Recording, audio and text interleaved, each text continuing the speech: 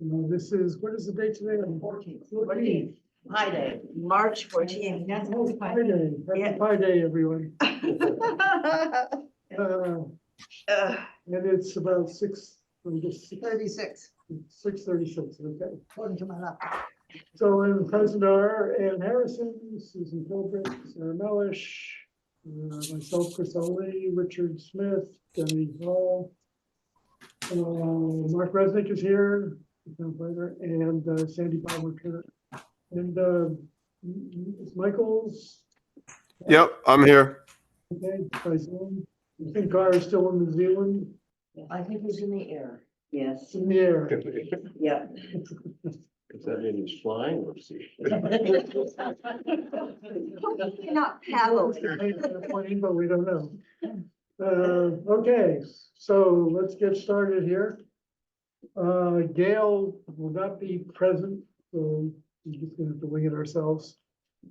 First item on the agenda is acknowledgement of received correspondence, and I believe we had a letter from Donna first. It's the only correspondence I'm aware of.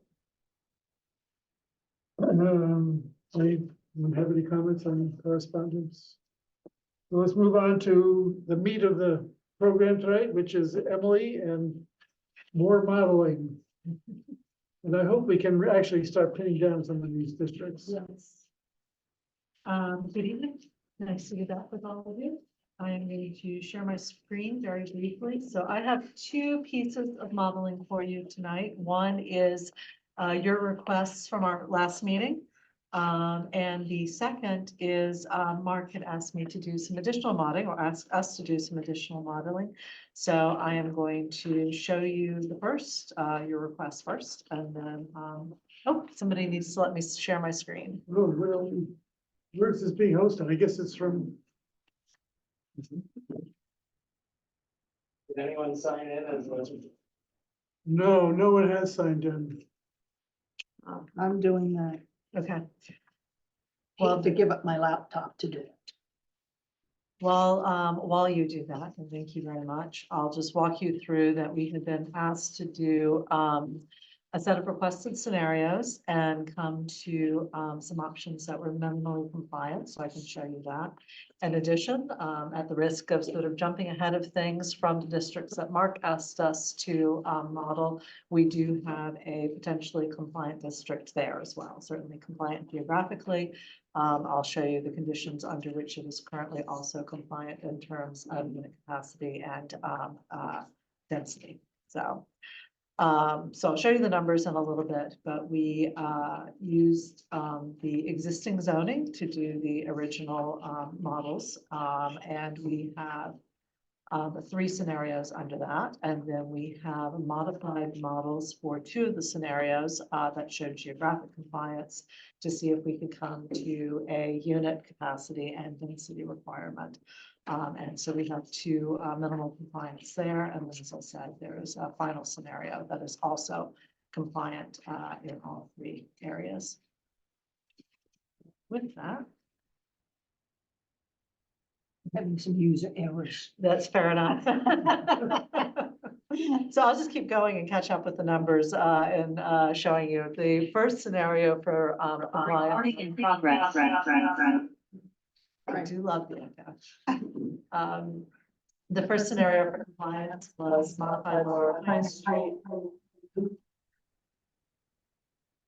Wait a minute, no, wait a minute. Test. All right, let me see if I can share.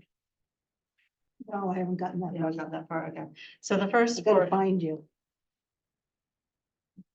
oh, of course, that doesn't work, right? Because I'm at the top for me, but I can't tell you where I am for you. The joys of Zoom. Emily, you're talking off the pre-meeting package for the March 14th. I am, yeah. Great, So if okay. you have that with you. Scenario one, minimum compliance. Oh, that you should be able to share. Beautiful. Let's do, Thank you, Sarah. yes. Perfect. So for those of you at home who may, or who are here rather, who have the pre-meeting packet, that's what I'm working off of with an addition at the end that you haven't seen yet because it was finished approximately an hour ago. So the first of the requested scenarios from the last meeting that we had together, these are the zoning parameters and the modifications we made for the scenario tests. You've seen these before, so we're using D-2, G, and the LCD. For the LCD, we're using the same minimum lot size for our residential tests as in the other two districts, because the minimum lot size for business is 5 acres. We're also carrying over the parking spaces. Everything else is as it is in the zoning. So our first test for minimum compliance, the scenario 1 was the modified Lower Pine Street that we talked at the last meeting, Morse Sawmill, Powder House, Elm Street. Station area test, we're good for the acres within the station area. And just as a reminder for people, we're looking at the targets down here. We're good for the final unit capacity for the station area. Great for the total number of acres, great for the final unit capacity, great for the dwelling units per acre. This is obviously not the minimally compliant scenario, but we also meet test 2, which is the contiguity test. Scenario 2, which is also compliant, same thing. We've dropped the modified Lower Pine Street. We've added the Valentine district. So we have more Sawmill, Powder House, Valentine, meet all the station area requirements, add Mac and Med Center, meet all the other requirements. But again, we're over in units and density, well over in units and density, meeting contiguity. 3, we were asked to do Lower Pine, Moore Street, Moore Sawmill, Powder House, add Brook Desmond, and just the medical center, so not the MAC.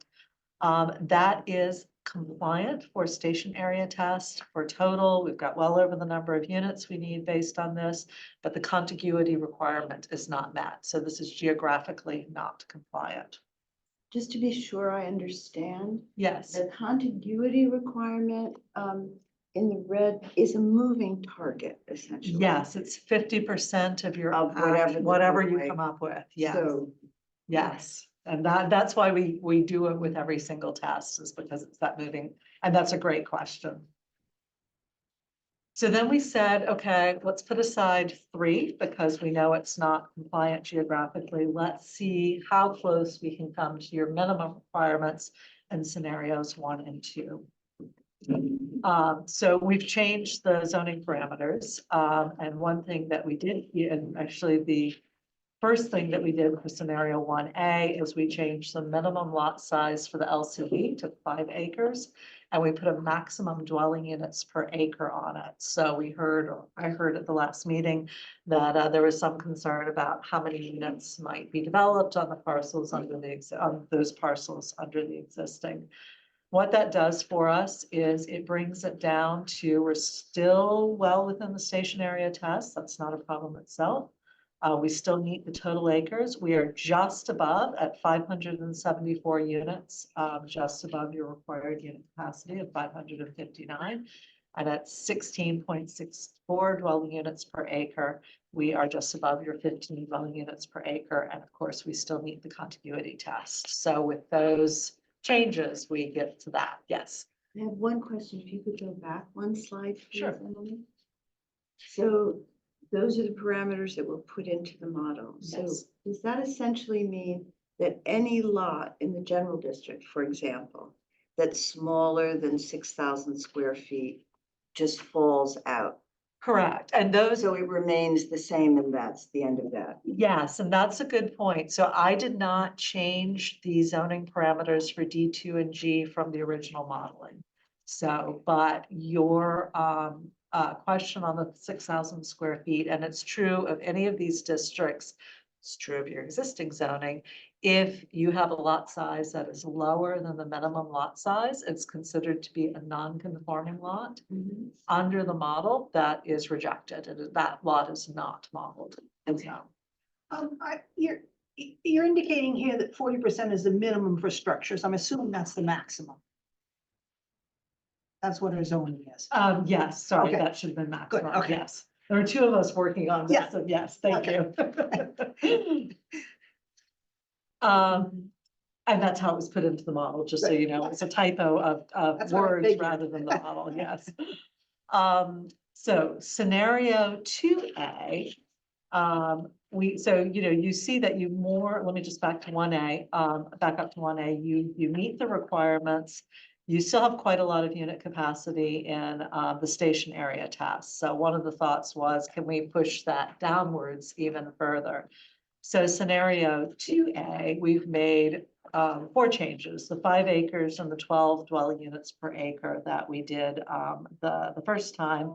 And then we also put a maximum dwelling units per acre on D2 and G. And this was really to see just how close could we get. I realized that 28 is more than 15. And so there are probably some people going, well, why didn't you just limit it to 15? And the reason we didn't do that is because you wouldn't have made your numbers. We tried we tried several options in the model to go back and forth.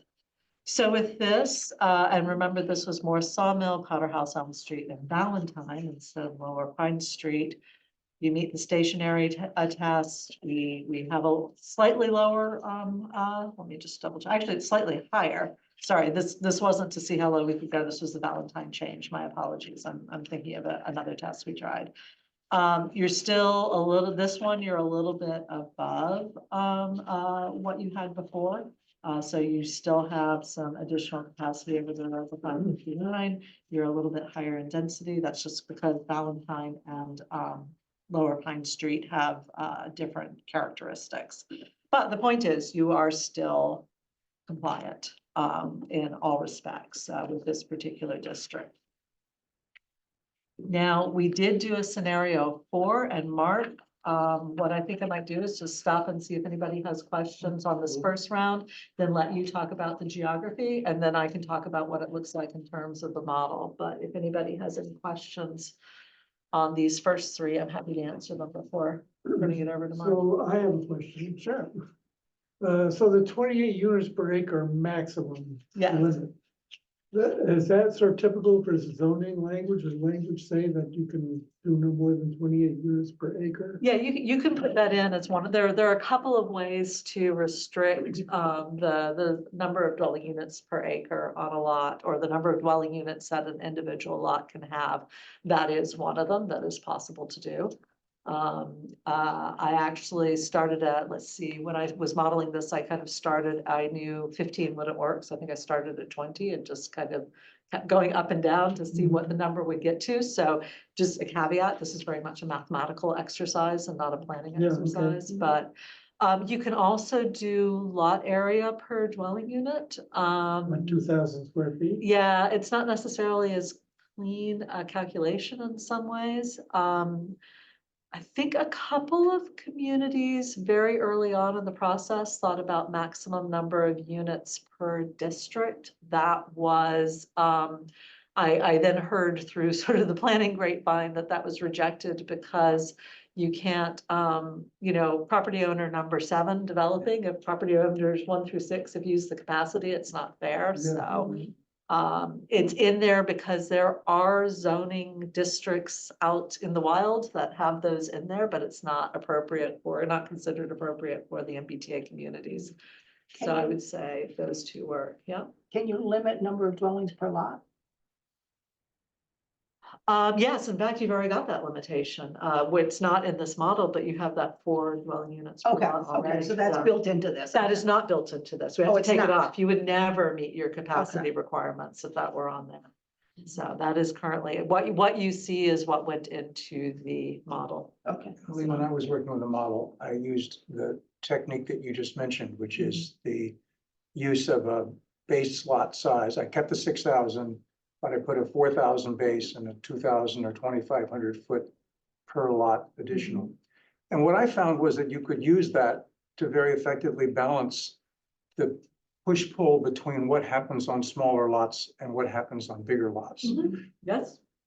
Is that not something that would be used normally? I mean, it looks like you can just dial right in exactly what you want with it. It's been used frequently. You could use it on this. I think the key right now is to get to the geography. Yeah, I agree. And then absolutely, you can test out and see what that looks. I think it's important for us to keep in mind the fact that Yeah. we really can Right. adjust this, and we can also adjust the balance between the 12,000 foot lots and the 8,000-foot lots and so forth. And that's where I say, you know, this is a mathematical exercise to get to compliance. Your suggestion very much comes into the planning for the specific areas.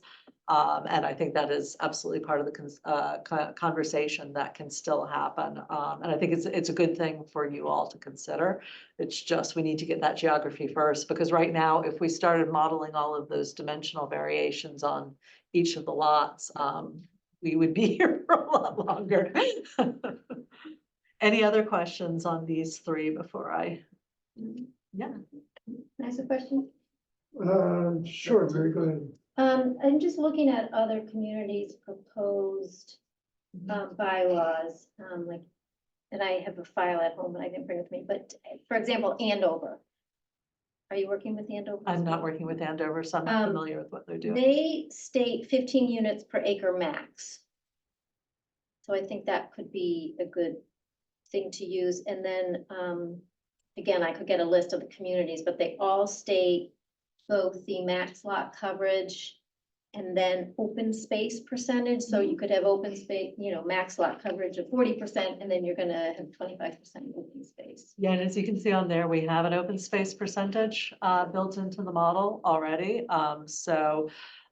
The 15 dwelling units per acre may work with I don't know which, because I'm not working with Andover, I don't know which geographic areas they've chosen. It's possible that that works. It does not work mathematically with the geography that we're looking at now.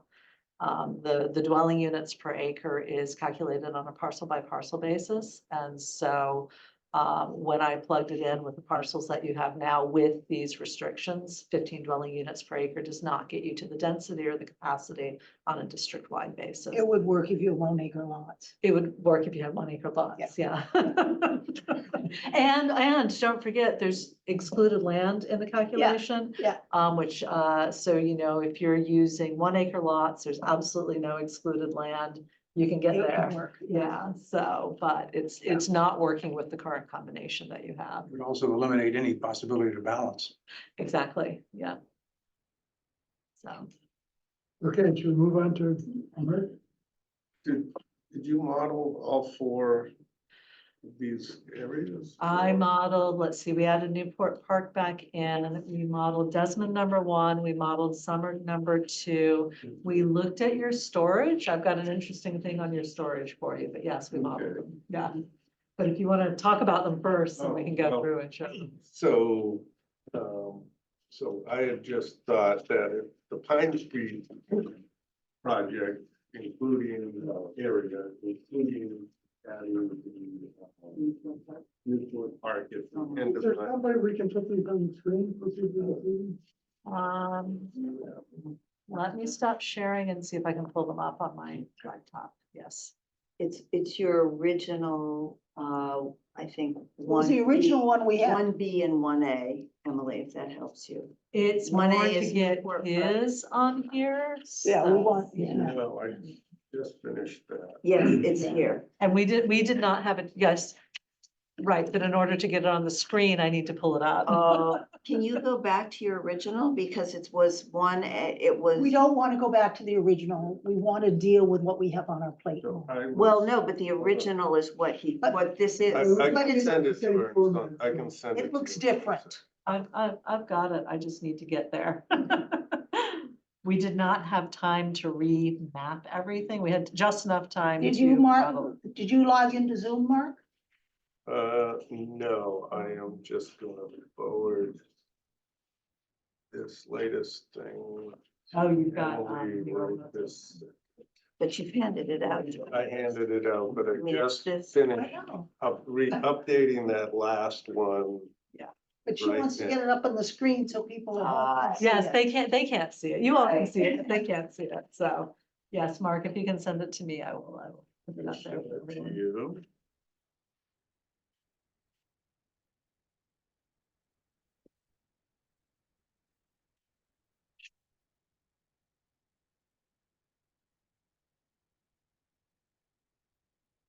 And so the other caveat is if you just finish them, updating them, Mark, we'll just double check that there were no changes to what we modeled, but that's part The of. only thing on the Pine Street is just adding the Newport Park and And how many acres did that come to?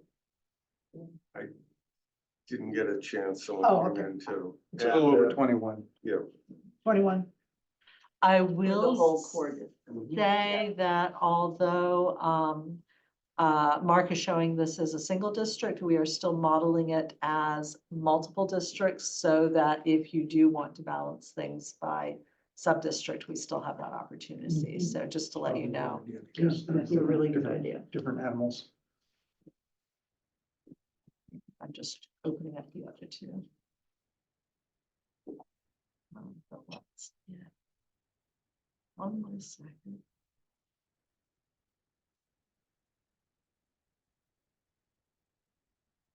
Mark sent me a lot of maps.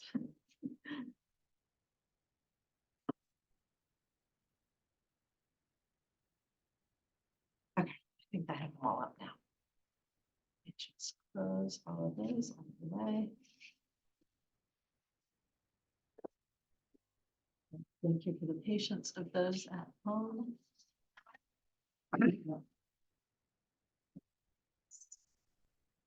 Ah, beautiful. Now, hopefully it will allow me to show them all. Let's go up here. Okay, it's not letting me show. Do you want to start at Pine? Just tell me which one you want to start at. Yeah, the Pine Street one, Number 2. Yeah. Pine Street number Pine Street number 2. Okay. Let's start with that one.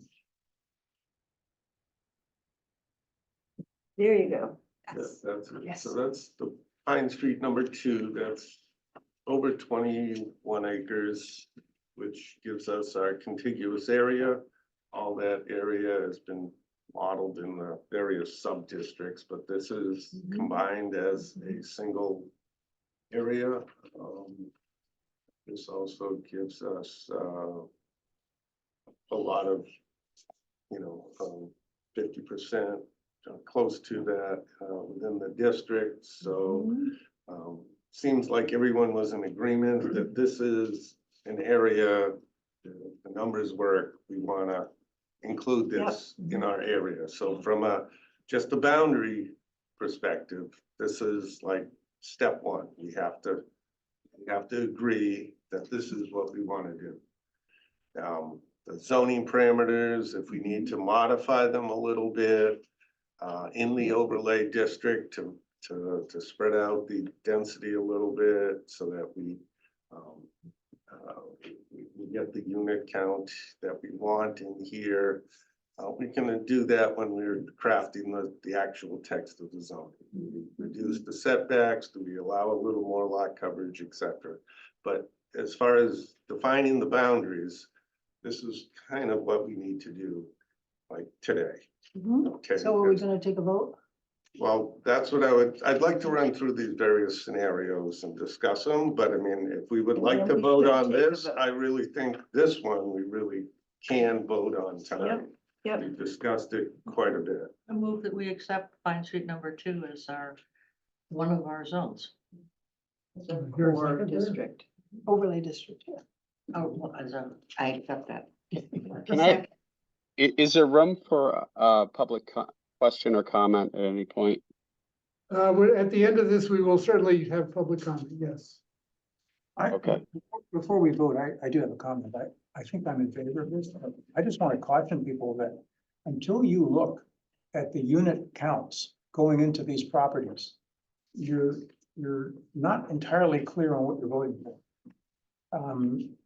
I think this is going to work out. I wouldn't accept it as it came in the spreadsheet. In the spreadsheet, we have some very large developments on Pine Street, but as Emily says, that will probably get tuned.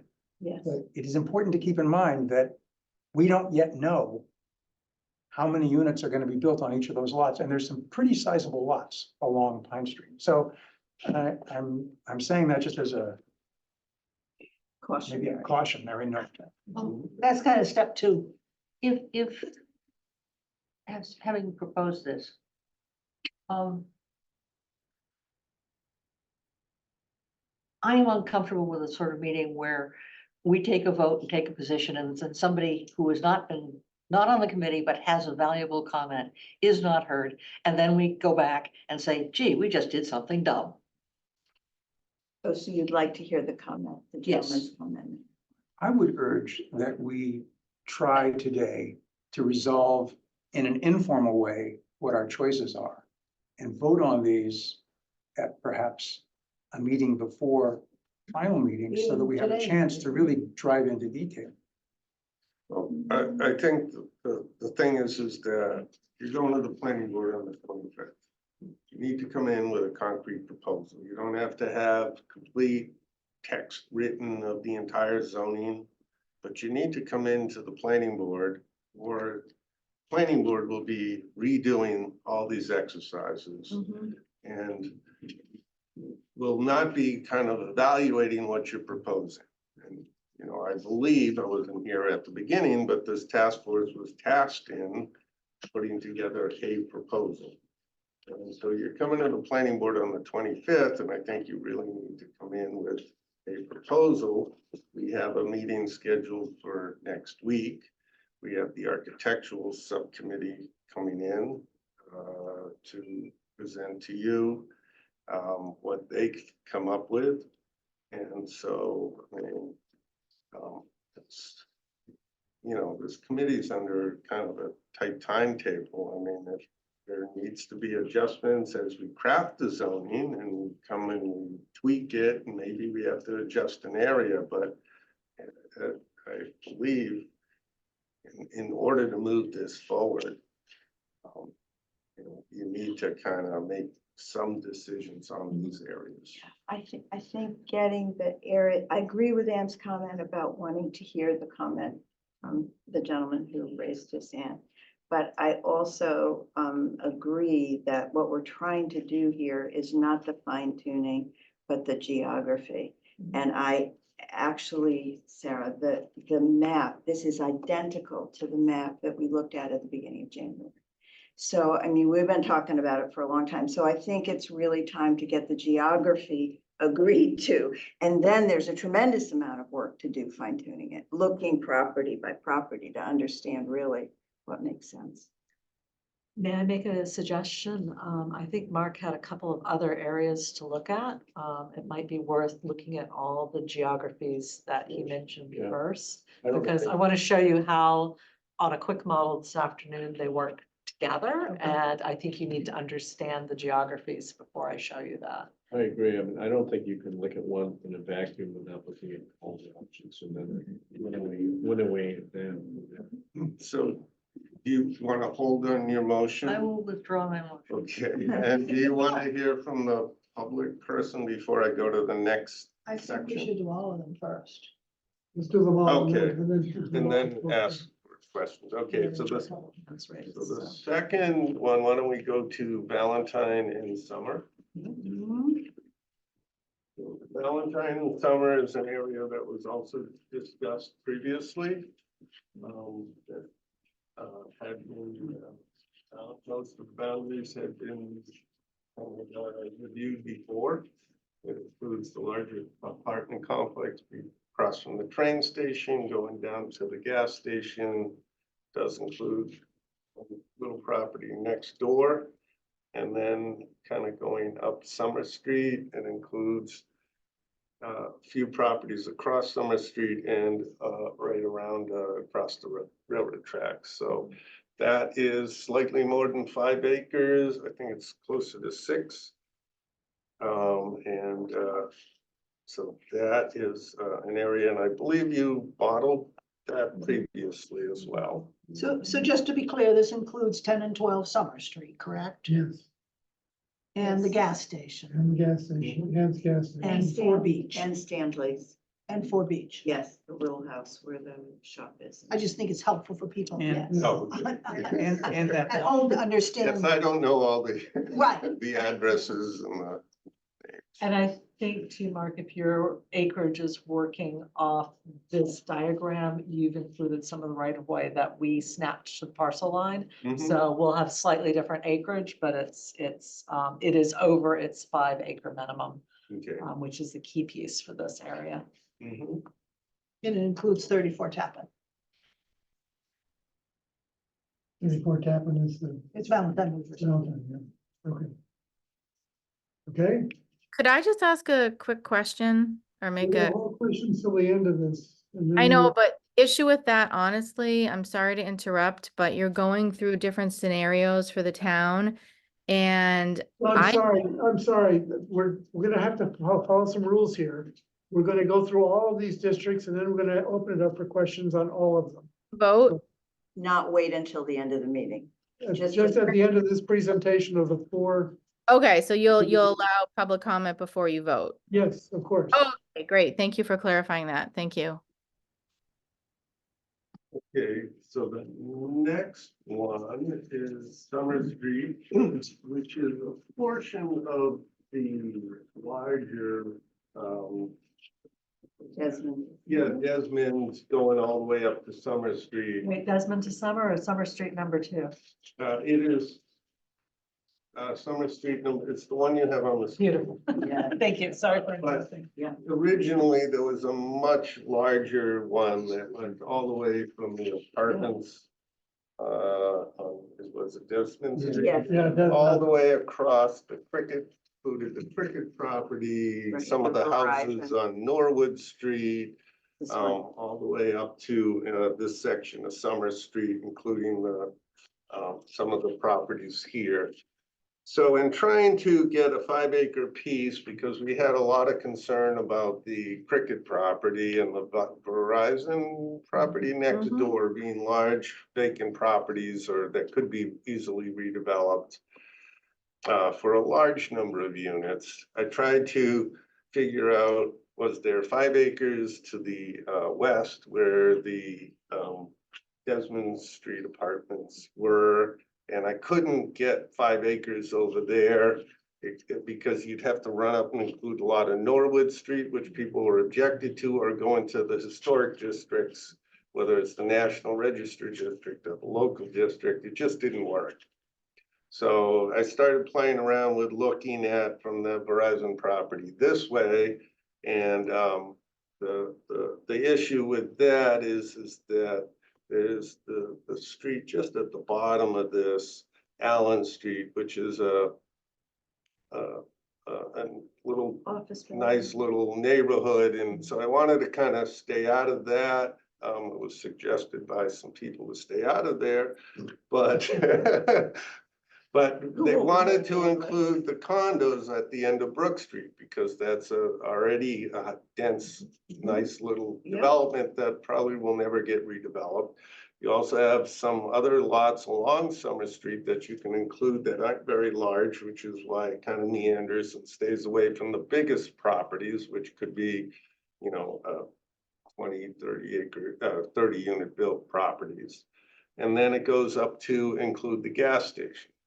And that acreage is almost, again, 6 acres. I got about 5.7 something, so. It includes this L-shaped building is where the vet is? Yeah. Dr. Lamb is, okay. That's also condo. Yes. Emily, this is your Summer Street number 2 when we're this. It is actually marked Summer Street number 2. Yeah. Yeah. Yeah, I didn't, But when we look at the scenarios, Yes. that's what. yeah, I didn't title it the same as the files. It says Summer Street, it doesn't say Summer Street number 2. Yeah, the PDF is called Summer Street number 2. That's why I was asking. Yeah, But I think it's the same. It should, yeah, it's the same thing. Oh, okay. So That's what's there. Mhm. just to clarify, the building that is in the area in the top right, that's The gas gas. station, correct? Yeah. That's the last property. Okay. And then it That's the base includes of Lincoln Street, the right there. condos on Lincoln Street, like Manchester, where Manchester Electric is, Yep. that clump. Yep. I believe that's correct. It's next to the parking lot to the school. Okay. Okay. And then so if you look, let's say we voted to approve these 3 districts that we were talking about. First off, I think there's a large baseline number of units here.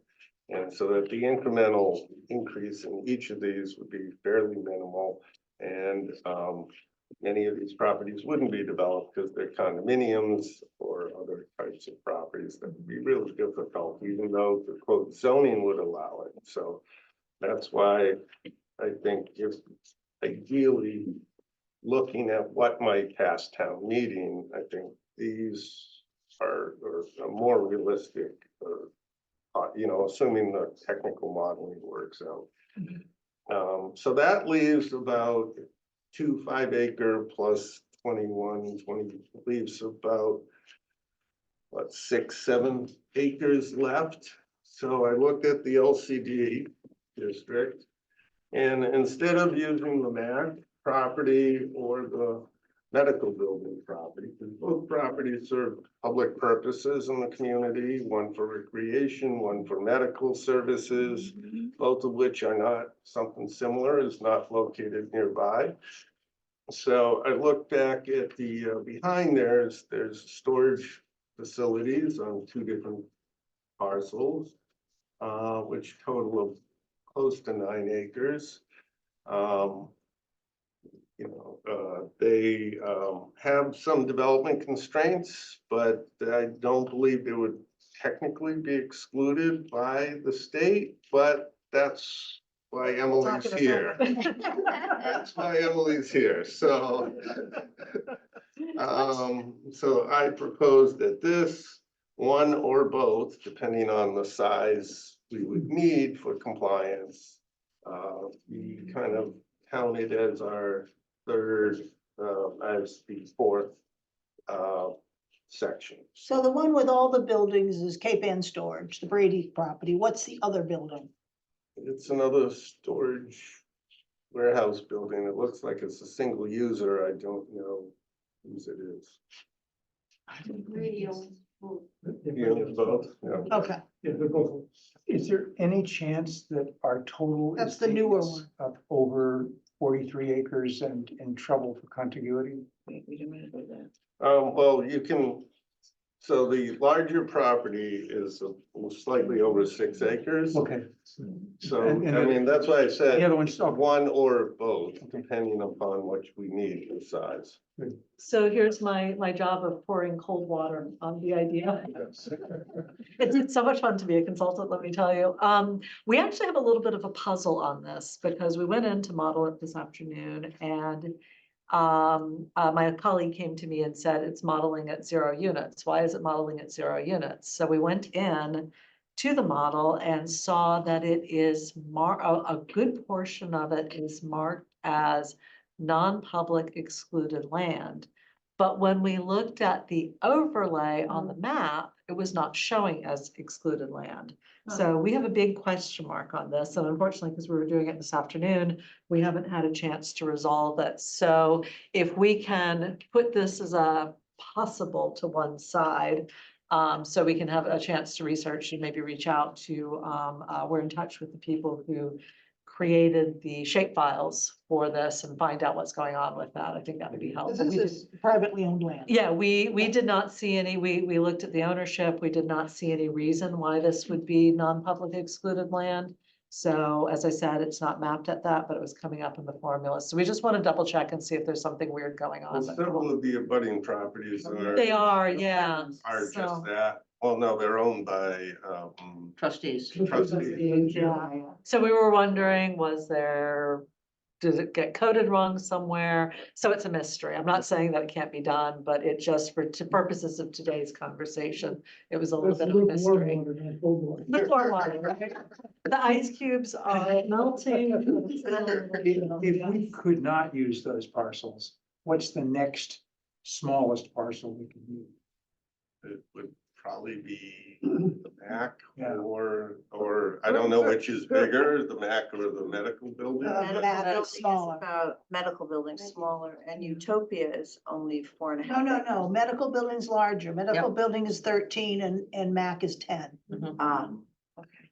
I mean, And then there's there's one also Well, and then there's Utopia. the which garden is- center site, doesn't which make is it about 4+ acres. You need Yeah, 5, 4.5. though, so it's gonna have But to there be are a with couple something. parcels across the street from it that would get you to the Okay. 5. Oh. I'm sure it certainly would not be developable, however. Those, As we like.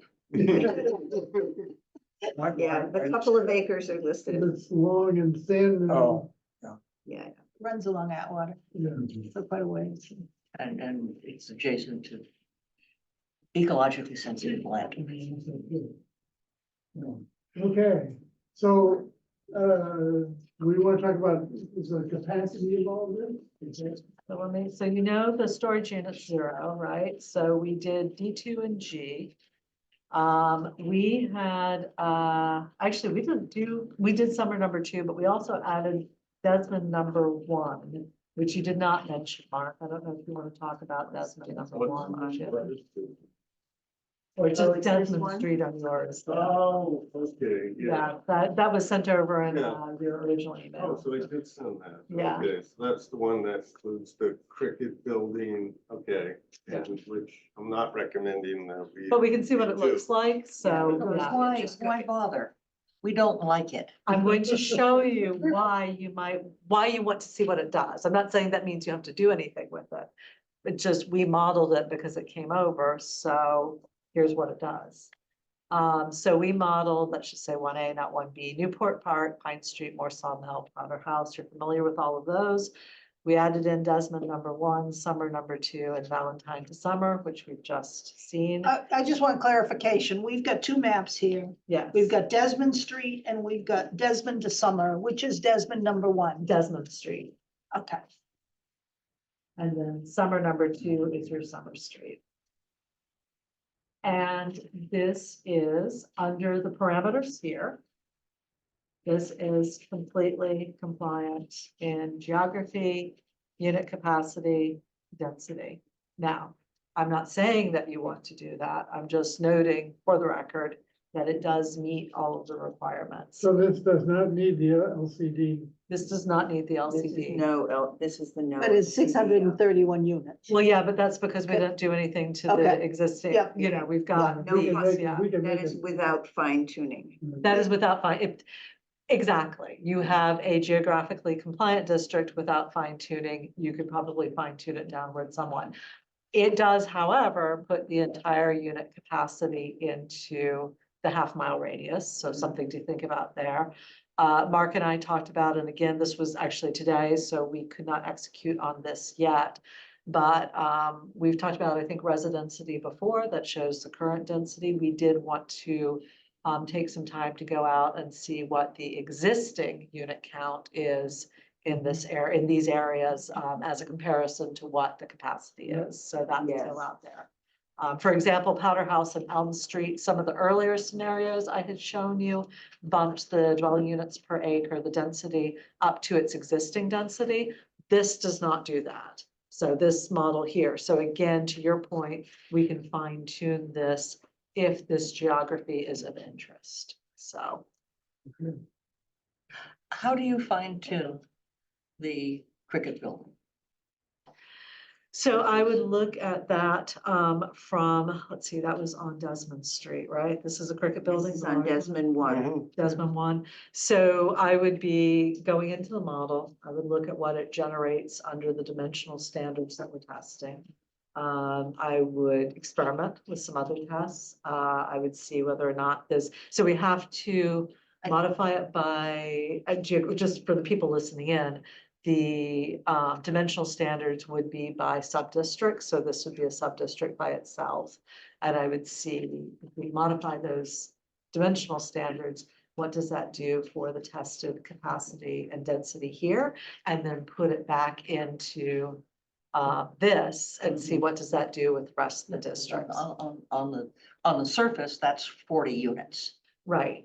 So, you know, right now Desmond is modeling out at 131 units, but that's without any sort of fine tuning to that unit capacity. So that's where I would go into that sub-district and say, can I bring that model down? Can I, you know, realistically, that's a large part of the district. yes, And absolutely. a large part of the rest of the district are small lots. Mhm. There's no way you're gonna get the cricket building down below 15 units per acre. Probably not, no. But again, it's not just, you could get, just for, general purposes here, you can bring an individual district below 15 units per acre, as Powder House Elm Street is now. The key is, what does that do to the average? And so that's what we would be looking for, is what does that do to the average? So. But we could increase Powder House Elm Street. Exactly. So if you increase Powder House Elm Street, you could potentially decrease another district. That's where the fine tuning comes in. And that's where, to Richard's point earlier, the looking at the district by district basis that comes in. So. My only concern is pertains to Valentine to Summer for a couple of reasons. The first of which is Just pull out the map. it's a fairly constrained, there's the C Street is one way. Tappan is pretty narrow. And Actually, C Street's two-way there. Yeah, Yeah. it's two-way there. it's two-way to it, yeah, but coming the other way. From Summer to Okay. Tappan is two-way. But my concern is, I don't know how to say this politically correctly, but I'll give it a shot. Spit it out. If the goal of this committee is to try to retain the character of the town, which it almost by definition is to try to minimize the impact of 40A. I think of all the sites we've looked at, that's the most viable for development. And, the question is, how much can you jam on that site? And what's the impact on the character of the town? All the other ones, small lots, not really necessarily as close to the train station as that site. And if you had to pick one site or one of the parcels, that would be the one that I think will attract the fastest development. But they're So small I- parcels. I'm sorry? They're small parcels. Well, it's not, well, it's 5+ acres. Total, but a big chunk of it is those 10-12 Summer, which is already developed. Well, I'd be curious to know what the density, what is, how does that work? You've got, I think that the Summers, what, 10 to 12 Summers, like 12 units to the acre, something like Well, that? the condos, no. the apartment building is 15. well over, so that whole lot averages 15. And it gets there because the apartment building is up around 19, is my recollection. Yeah. And the townhomes are down around 8, as you'd expect them to be. Okay, so And how many acres is it of the total parcel? The 10, 12 Summer, does anybody know? What, I 3? can't tell from I don't this. remember. It's It's over half. Yeah, it's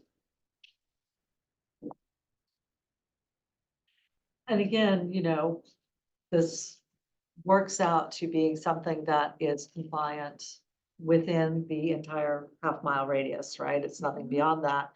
But that, again, means you have options. So you can go further outside the radius and reduce the unit capacity or the density within the radius, within the mathematical requirements. But we hadn't actually found an option yet that was geographically and potentially unit capacity and density compliant within the district. So now it's possible. That may not be the choice that you want to make. So that's just something to keep in mind. But to your point, no matter what happened there, the number of units would not be a huge increase. so the incremental change would be less abrupt than it might be in other places. Except for where the gas station is. The gas station, but That could have, that that's a might half be a an good acre. thing. What? That might be a good change.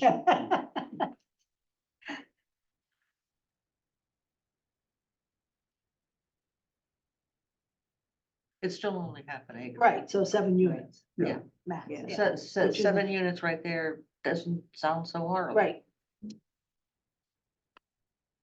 Okay, shall we open it up for some public comment? Stop sharing so that people can. I can see the, I can I see. wonder if it would be useful to have the scenario up there, because that is the no LCD scenario, and it's kind of interesting. Yes, let me put that back up there and. If she does that, I'm not gonna be able to see the people. I can, Oh, yeah, I can see the names. If you click on participants, It'll show you, I've got the participants at the top. if you click on it. Let's see what the questions are and then maybe. Yeah. if we I can have to- share as needed. Yes, I think that. makes Sarah sense. Pierce has her hand up. Okay, Sarah? Hi, sorry. Yes, Sarah Pierce, 9 Front Street. I have 2 questions. One is, have there been or are there going to be any traffic studies on the areas you decide on at some point before this is sent in? I just don't, I'm really concerned between the cell signaling traffic, the pending 40B development on Shingle Place Hill, and then 557 units, whether they're built right away, depending on where they're zoned, is a concern. So I'm wondering, has there been a traffic study or will there be one done before this is put to the state? And the other question is, it's been pretty much said all along that we were going to have public forums. And I know that you had a zoning 101, but that was more about zoning districts where people lived. And I don't think there's been an opportunity for the public to really see these plans. And I know that it's been said by someone on the planning board, I believe Ron said, well, we're out of time. I don't think that's a realistic reason to move forward with such a massive zoning change because we're out of time. Like, I think the state needs to be contacted and maybe we express, we've had a huge, company that is coming to our town and that has taken up a lot of the board's time. We don't have extra officials to deal with all these different projects. The 40B was a huge undertaking. And I just think that with these 3 combined projects that we could really change Manchester for the worse very quickly.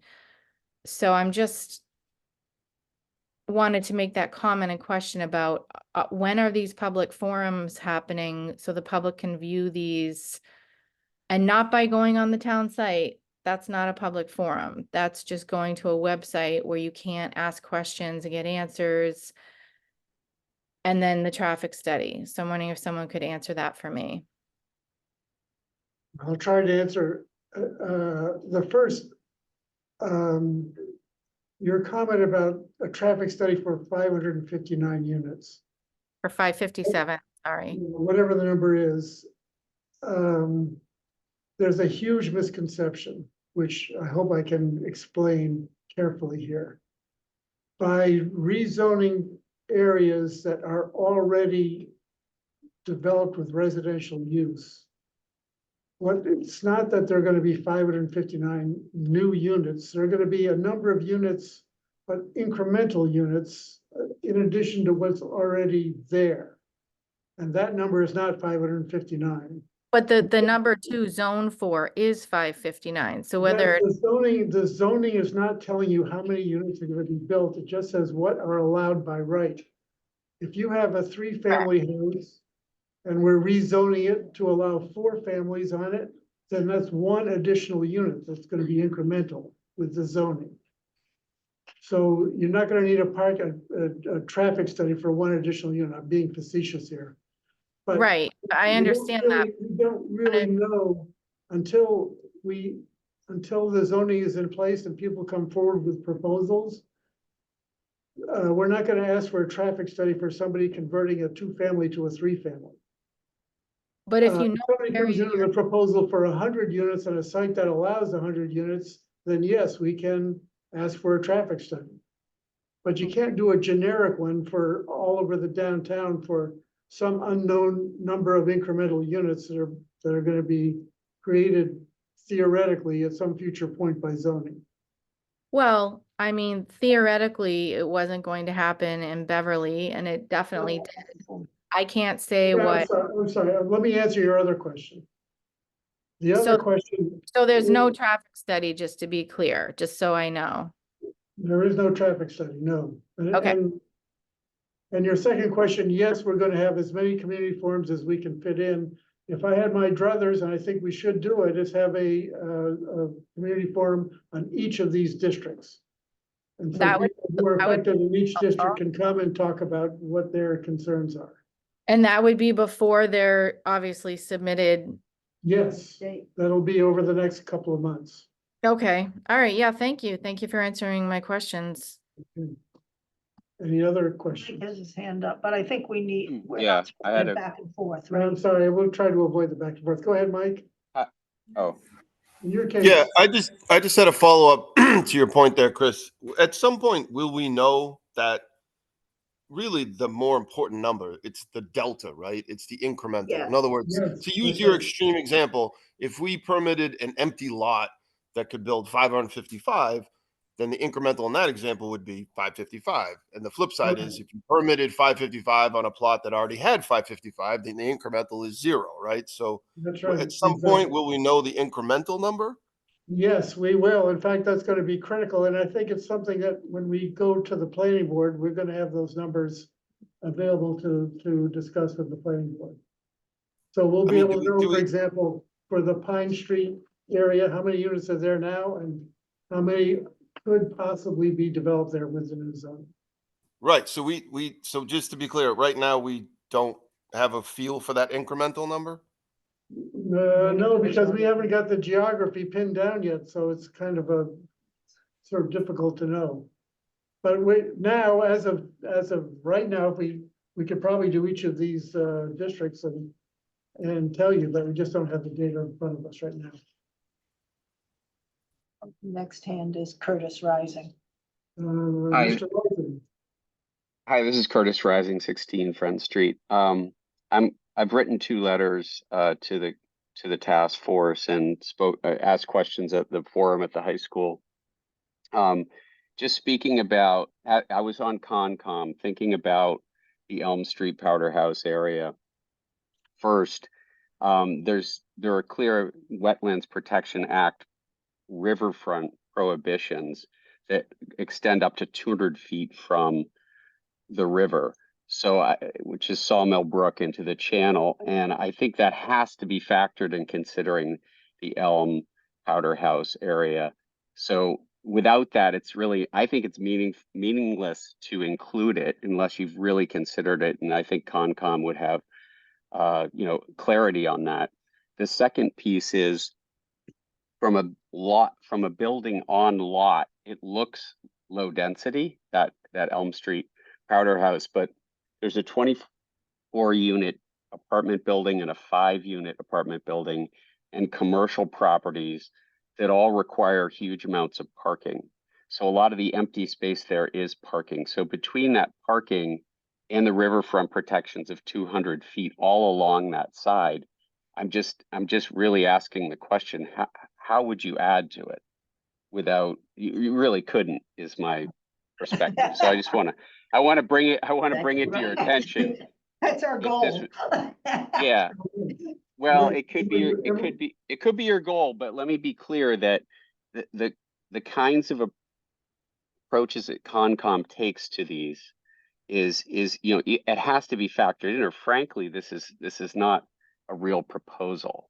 So I that's my observation, and just want to kind of leave it there. I think the other thing I've voiced before is I think District E, or kind of south of the railroad tracks, I think if we're considering the most dense parts of town for further density, I know that there's a perspective on this from the task force. It really bothers me that the District E isn't even considered at all. And to me, I think that's going to be challenged if this were to move forward as a proposal without that.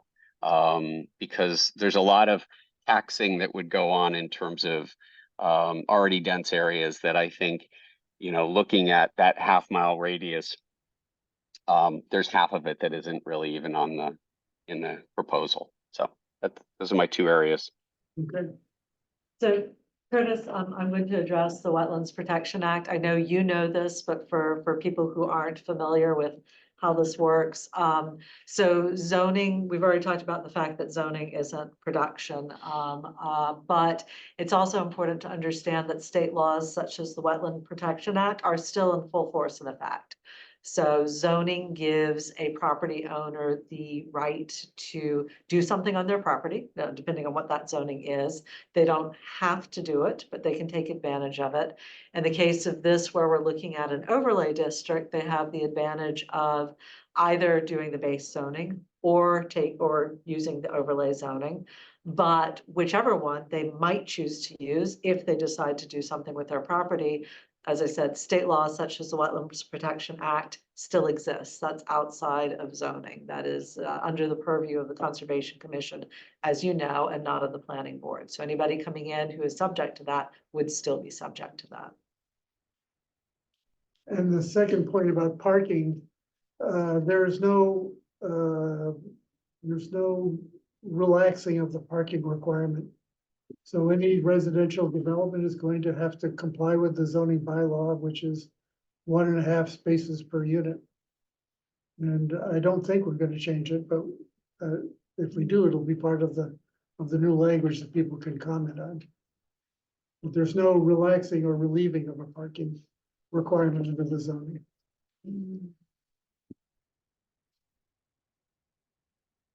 Nobody else has a hand raised. Well, Mary's got her hand raised. I have 4 quick questions. Should I ask them one by one or? Sure, one by one's fine. So I think Mike Pratt mentioned my first point about what the delta, so hopefully you'll get that data. And the follow-on to that would be for each of the proposals, what is the actual unit per acre that it calculates out to be? You can do that So- also. Yeah, again, if you're using 6,000 acre lots, that actually calculates out to 22 per acre if it's all 6,000. So the question is, do you want existing density or the allowed density? Allowed. Allowed density, okay. We can show that on a parcel by parcel basis. Thank you. Newport Park was in and then it was out, now it's back in. Just wondering why that was, So because I thought it was, had to be excluded because. we thought it was excluded land because it was deed restricted, but it turns out it's not. So it's a good idea to include it because it's got a tremendous amount of density already. Okay, It's not listed as excluded land on the map, so. and then only because the Pine Street #2, the lines look funny where it skirts around houses on the street to go further out up. I'm just wondering why those front houses aren't included. The historic district on Central Street. Is it a historic district? Yeah. Is that where the line is? Yeah. Yes, Okay. So it eliminates all the first parcel on Central. And I want to reiterate an important guiding principle that we have, which is the reason we're picking small lots, areas with small lots is because that reduces the size of potential projects. So if we have a 2-acre lot in an E district, that can create a total of 30 units on it. Whereas a 6,000 square foot lot, you can do a 3-family. So to try to preserve the character of the town, we're trying to reduce the possibility of properties with 30 units on them and encourage 3 families as much as we can. Well, I know you don't want to do back and forth, but I have a philosophy on that. But then my last question was, has the task force met with? No, we have not. Don't need to. In fact, didn't we We asked. try to get a representative from Concom on the task force and they Yes, refused? So they didn't exactly, yeah, they said they would prefer not to, yes. I think you made a very good point earlier, which is that nothing we do impinges on the Conservation Commission, Concom's restrictions. We couldn't if we wanted to, and we don't want to. And the more property we include that's subject to Concom jurisdiction, the less, fewer new units. And still comply with the model. Okay, is there any other questions from the public? Oh, yes. I have two statements and one question. Okay. For the record, Start state your- from the last. Name and address. I wish the Concom was representing, I'm sorry, Caterina Gates, School Street in Desmond. And I wish that a member of the conservation was part of this whole plan, because it will appear much better, to the public anyway, that everything is considered. And I'm sorry, nobody volunteered from them. But going to the next, we live in an area on Desmond. I heard the name Desmond and I jumped. Oh, what is going on in Desmond other than the apartment buildings that we have there since the 72 year? Is there, that area is so dense, it's getting even worse, things are dead. Next door to us, they purchased the property, which was brought there in 1887. It was part of our property. And it was just to dry the cranberries for our owner who had a cranberry bog up School Street. And then eventually it became a home. And in 43, the current people who sold it were the owners since 1943. And now they're building another property on it. And they're putting, I was just downstairs, that's how we came. We didn't even think about the meeting tonight here. And we came to ask why they're taking so much space, Mr. Orlando, from the land there, because every time you have to do something in our area, you have to ask the conservation to allow you to do it because of the brook nearby, which is less than 200 feet from there, and so on. And he said that, well, they have no problem. They didn't see any problem with it. And the land is going to be, in my opinion, more than 50% taken by structure. And they're having, Mr. Orlando said, well, they're allowed, they left perimeters all around the building, so it all gets together to the amount. The plan that we have, I have all the records of theirs, and the plan that they had doesn't seem to be exactly what is actually done down. And he told us that I haven't heard tonight, and I know the rule or the law that you have a 1.5 parking space per unit, right? So we asked, where are these people going to, park? Because every house seems to have 2 cars at least. And so they're building a garage for 2 cars, and another space will be assigned for it on the grounds. So we have already a lot of land taken because of the MBTA knowledge of this coming. And they're not even built yet. Whatever they're building there, one of them is just gutted completely, the old dwelling. And they're advertising the price and how beautiful they will be, but it's going to be so dense. So what more will be done on Desmond, if anything? Because there's no single tree other than our garden, in anybody's garden. Maybe they have on the sidewalk part, a plant or a tree, a small tree. We I don't still see have how zoning that anybody requires will open add space. anything. Yeah, so only 40% of a lot can be built on? Well, actually, this is the Yeah, deed for the district. structure. 50, yeah, he said 50% to us downstairs. Well, I'm not quite sure, but. Yeah. I don't know what to say. But all the areas there, all the structures there have taken most of the property. So, So I don't see how anybody will think even of Desmond, other than the This two is properties general- we have. No, it's a D1 district. Use general district? it's number 3, Brooke. It's an 53 in existing, Desmond. it's an existing 2-family and they're enlarging and it's It still was gonna be a one 2-family. one building with 2 apartments. Okay, so they're not really increasing the They're, density. oh yes, they are building another structure to put the other. Yeah, but it's still 2 units. Oh, Yes. That's why that density is number of units, not how big the. Oh, it doesn't matter how much land they No. take. Okay. But, so it takes all that. There is no other building, no land on that side of the street or the other that anybody can build any. Well, that's why we might zone it, because then we can build on it. That's the. Our whole, no, I mean, they're taking the whole lot, Yeah. just the parking driveway a little bit, no. Yeah, nothing. so that building is safe. It's not gonna be, Yeah, but the only ones that we have ourselves, they're the only ones that they are actually lots that can have something like that happen, which we will not, because hopefully we won't. Mhm. But anyway, so Okay. that going. The other is, I saw that you have Powder Hill area, and all that area there is flooding when the Sawmill Brook is.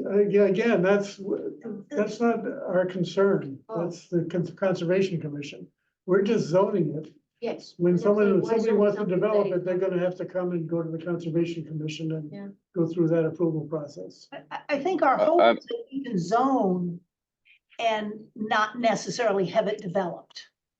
So that if it meets the zoning parameters in the compliance model, we're meeting the parameters of the law, but perhaps a large portion of the properties, in fact, can't be developed because Concom wouldn't approve it. Yeah, I think That's from the what goal. my experiences are here in the past 40 years, if it's zoned, they're built, you know. No, the people have that idea. Yes. But in fact, everyone in the downtown could convert their single-family house to I a know. two-family right now. Three family. Yes, And or yes, three-family, it Three-family. doesn't happen. some of them have already done it on School But a Street. three-family, certainly they could. They could, if they had three parking. But there is also a piece of land on Summer Street, on the opposite side of the gas station, that there are acres and acres empty land. But we're not gonna zone that because then it'll get built on. Because you'll wind up with a I huge think, development. Mike, was that you? Oh, Where did you jump But in? it's a No, private. it's Curtis. I just have a Oh. quick comment. Yes, sir. Curtis Rising, 16 Friend Street. I just want to understand the only hard line, if you look at the Massachusetts Wetland Protection Act, as I think we were validating here, you cannot build in that 200 foot buffer zone. So as much as we're saying, well, we're just going to rezone an area and it's the Concom's issue, I think with a hard line like riverfront protection, you can't really include that because it's meaningless rezoning. And I don't see how the state would accept a plan that has prohibited land as part of it. So So the state has created, what they call excluded land that doesn't allow us to zone it. So any land that's excluded, we can't include. You can include We it, can it's include it, not, but it's doesn't not count. modeled, it Yeah. doesn't. you Right, can't so model if you look at 200 feet from the river of Sawmill Brook and then the Please, I'm channel, sorry. Curtis, I'm sorry, we can't have this back and forth, but let's just say that whether or not it can be actually built on isn't relevant to what we're trying to do. We're just doing zoning. We're not building buildings here. And one other point is that the area along Sawmill Brook, those lots that we're including are already developed. And so they already have structures on them, so perhaps they might be able to get a permit to redevelop. Or expand or go up and still comply with the Rivers Protection Act, the Wetlands Protection Act, flood control, flood plain ordinance. So they still could do that and still comply with the various bylaws. I mean, if we were zoning like a large undeveloped piece, then and it was a long skinny piece along the riverfront, then as you pointed out, you may not be able to develop a large portion of it, even though you might be zoning it, so. yeah. And I'm sorry, I apologize for the back and forth. I'm trying to be constructive and helpful. I think between wetlands and parking requirements, I just don't see that as a viable sub-district. So that's, I thank you for your help. Any other? Okay, Yeah, I just think there's a distinction between, no, there's no other people. There's a distinction between viability and meeting the minimum parameters of that's the right. law. Which is what we're attempting to do. Yes, there seems to be a misunderstanding about the fact that if we zone something, we somehow magically make it buildable. Right. But we don't. And we have to, for purposes of the MBTA Act, zone along parcel lines. We can't cut across parcel lines. So that constrains us further.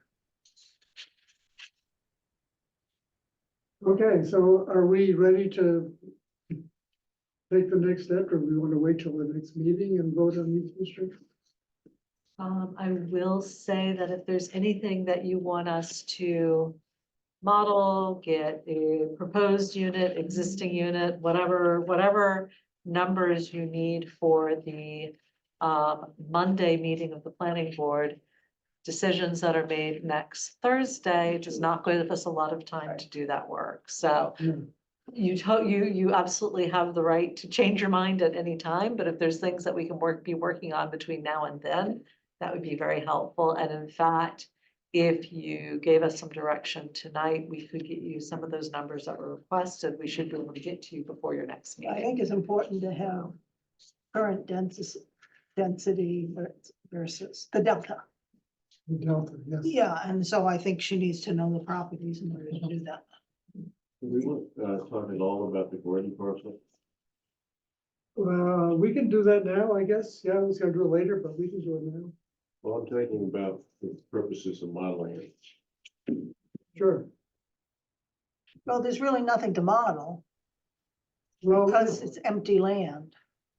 so we did have this meeting with Gordon College this morning. And I don't know, Denny, do you want to summarize the?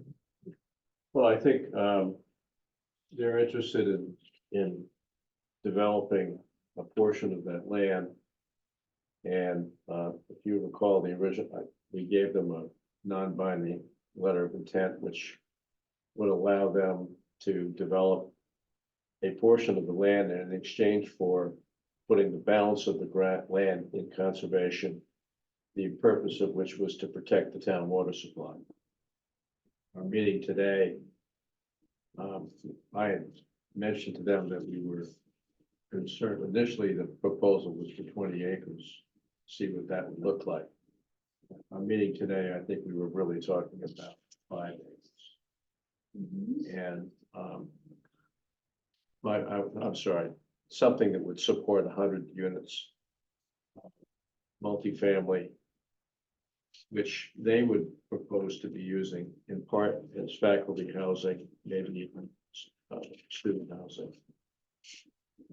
And it's a, if that's a price to protect our town water supply, I think we ought to be thinking at least how we might be able to make something happen there.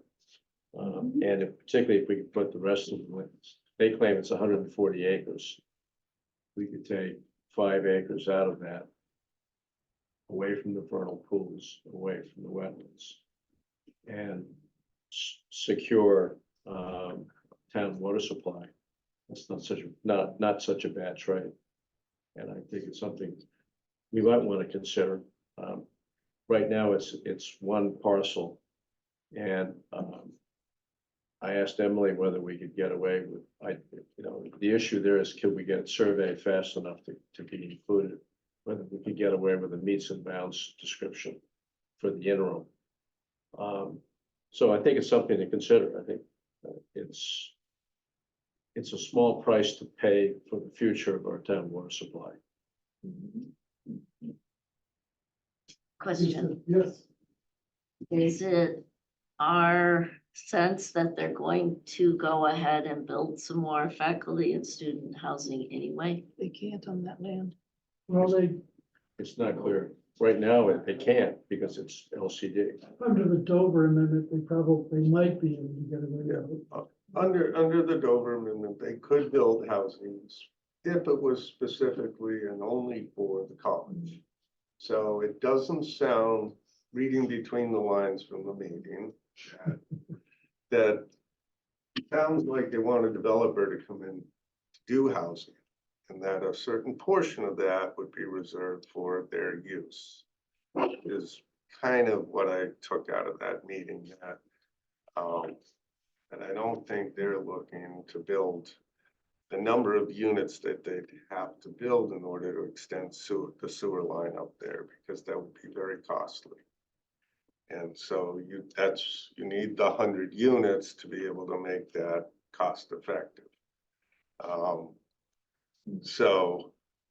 My concern with the Gordon property is that it's my ultimate goal in advising the committee and the planning board, the town, is getting something that the town's going to approve next November. And that I think the direction that I'm proposed today will be a lot less controversial than if we took 10 acres. You kind of have to do close to 10 acres up there to get the 100+ units. And I think given the history with the 40B site, with what's like, there's some land protection issues just down the street. A big opposition group to another housing development or two in that area, that we may have a bit of an issue getting it passed. Now, it doesn't mean, and I pointed this out at the meeting today, is that we get a proposal forward, we work out the details with Gordon College, and we come back to a subsequent town meeting, and we ask town meeting to swap out one area for another area. So that is a possibility as well. But to rush the details, I think, and given the, the controversy already with some open space properties in that area, that I'd be careful about doing that. And tying it to something that we because- absolutely have to get past. Well, Yeah, we have to get past. We have millions of dollars in state grant money that would get shut off. 3.5 million for the sewer line extension for CST, $1.5 million for harbor dredging, and Greg can probably run through a handful of other smaller grants, but those are the two biggest ones. But you can rezone Gordon College separately and not even have it be involved in the Yes. MBT zoning at all. Have it That's correct. completely separate, You could do a not muddy separate, the waters. separate negotiation with them and I just want to, I think I agree with you, but I do want to point out that 10 acres that we zoned in the LCD is 10 acres less that we have to rezone Downtown. downtown. Yeah. So that is the trade essentially. Yep, and I think both have their issues. And both, well, they all have issues. Furthermore, we're still talking about some area in the LCD off of school, and that's close to another development that is controversial. It's not like that is without controversy. Also, am I correct that any subsequent change to our arrangements here might require a 2/3 vote instead of a 50% vote? How does that work? We only need 50% for approval. But what does it take in town meeting to make changes? As long as it stays as housing, this is where your town council will come in, but as long as it stays at housing, my understanding is it's always a 51% vote. I think we would need to run it by Mm-hmm. the municipal law unit and our town council, Yeah, just to be absolutely. So it's sure. complicated. It is complicated. It's one of those that on the surface looks very easy. But you can do the zoning for Gordon College without No, we're still- impacting the MBTA Yes, I zoning. understand, but obviously if we had our druthers and we were going to have housing out there, we'd like to have it take the pressure off of this. I mean, it's may not be possible, but that would sure be nice. Well, and also, I think it was Ann mentioned that there is water and sewer service already on Upper Pine. Well, the There's- sewer- I don't know how far it There's goes. water. There's There's water, water. the sewer within a mile. but it's water. And the protection of the the town's water resources is pretty important. I mean, that's an issue that's arisen many times in terms of objecting to development. So if there's a way to do it, How does the choice that we make up there north of 128, how does those choices affect what we're doing down below?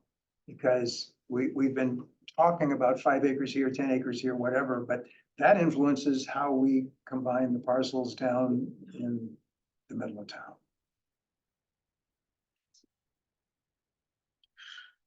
What I wanted to point out is that the Gordon Woods area has been zoned for limited commercial for 30 years, maybe more.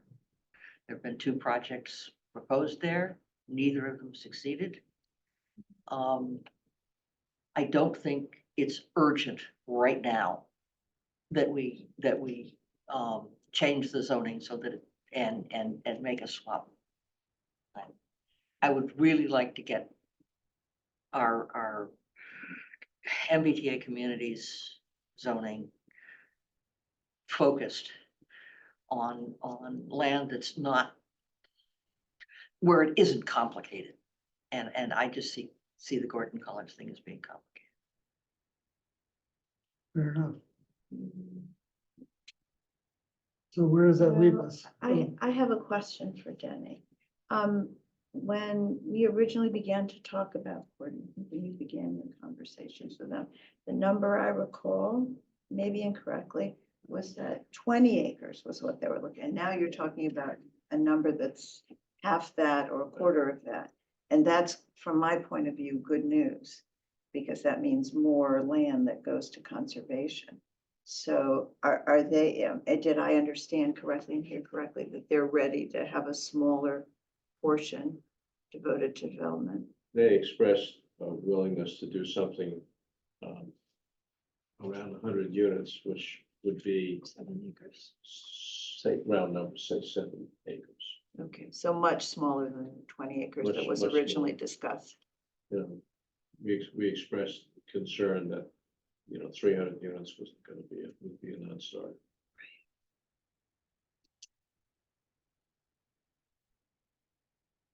So do we get back to these, Yeah, this so, geography stuff? okay, let's, does somebody want to make a motion, do something here? May I ask a question about the board, not the property there? It's just something that for a long time is going on. I think we're done. We're, Set up School Street. and I thought maybe that could be well, we are considering something up School It's Street. gone. Well, the board. Gordon is on time. Yes, because the Baptist church, She had her hand trying to build the church, which is a ridiculous thing in my opinion. Yep, And it's very un-Christian, what I'm saying, probably. We have wonderful religion, and they don't pay taxes to the town, so no, yes, maybe they I- can do it for housing there, have a. well, okay, good, thank you for that. Yes, thank you. Just to wrap up the discussion about Gordon before we go on to the geography. I mean, Denny's been having these conversations. Should he get the support of this group to continue the conversations? Let's talk about the geography first and see if that fits into the geography. Yeah, I think the answer, it's a general answer is yes, it's a Yes. deal to be done, whether or not it's under the MBTA. Yes, okay. I would like first to say that I would like the mystery of the storage properties Yeah. to be clarified.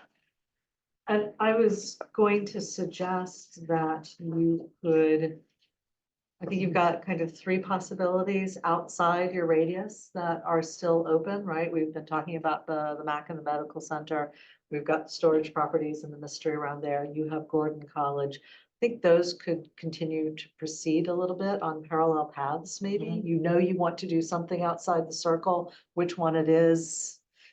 Or you have talked in the past that you want to do something outside the radius, which one it is, could be left open a little while longer. That give us a chance to look into the storage properties and see what's going on there. We could continue to keep them in our mix for that. So yeah, I think that's something that we could continue to look into for you.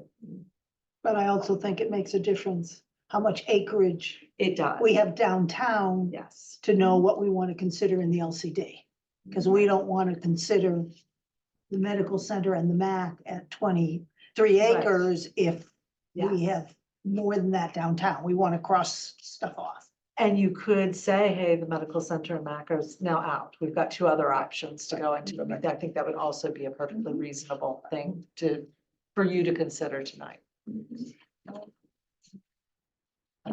I, for one, we have been talking about this area of Powder House Lane, Pine Street #2. Pine Street, right, Pine Street number That's 2 easier. for a very long time. And but given the assumption that we have the ability to tweak by individual parcels and go, I would like at least to say, I'm not sure about the other properties, but this has so many advantages in terms of not touching the historic district, in terms of being, for the most part, unless we get wild with the total acreage, we satisfy the contiguity requirement.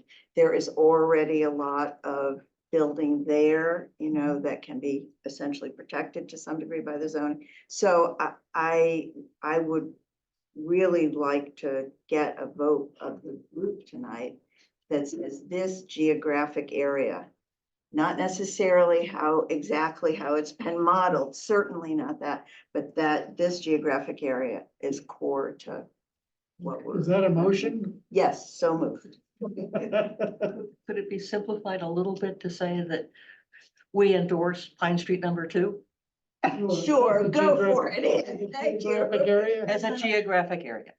Overlay, as an overlay district. That Yes. was presenting to the planning It board. would be presenting to the planning board. Okay, that's sort of an amended motion, but we're. I second Ann's amended motion. Can I do it? Any discussion on the motion? And I guess we should vote it. All in favor? You gotta ask Mike too. Mike, how do you vote on this? I vote no. Okay. So it's, So Richard? can we count again? Yeah, voice. oh, you want to do a roll call? You have to because you got it on. Yeah. Oh, I'm sorry, so Mike says no. I say yes. Jenny, Yes. Renee, Abstaining. abstaining. Okay, Sarah, Yes. Sue, Yes. Ann, Yes. and the chair votes yes also. Okay, and we move on to, I guess we should tally the vote. Where's your vote? 611. 611.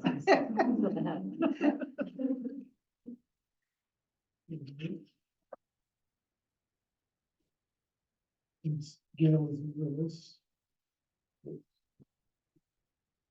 Okay, you want to go on to our next district? You want to feel strongly about any of these other districts, if you want to definitely include them? Does he not feel like they come back up on the screen as you're talking to about them? It's necessary. I think we've got Right. That's fine. pictures of phones.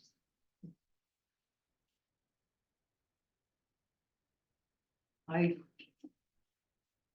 move that we endorse the district described as Valentine and Summer I'll second it. as a geographic district, Overlay district. overlay district. I think overlay is important to Yes. confirm with people, yes. May I comment on the motion? Yeah, yeah. Well, it hasn't been second. Oh, yeah. Yeah, I Is second there it. a second? I pushed hard to get this considered originally. And the more I think about it, we cannot do special permits in an MBTA zone. And effectively, we cannot mandate, first floor commercial. We can't do a mandatory mixed use district. Because that really totally turns the control over to the state.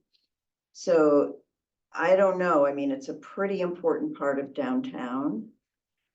And I would feel much more comfortable with a special permit where there is a process of negotiation between the town and whomever might develop it.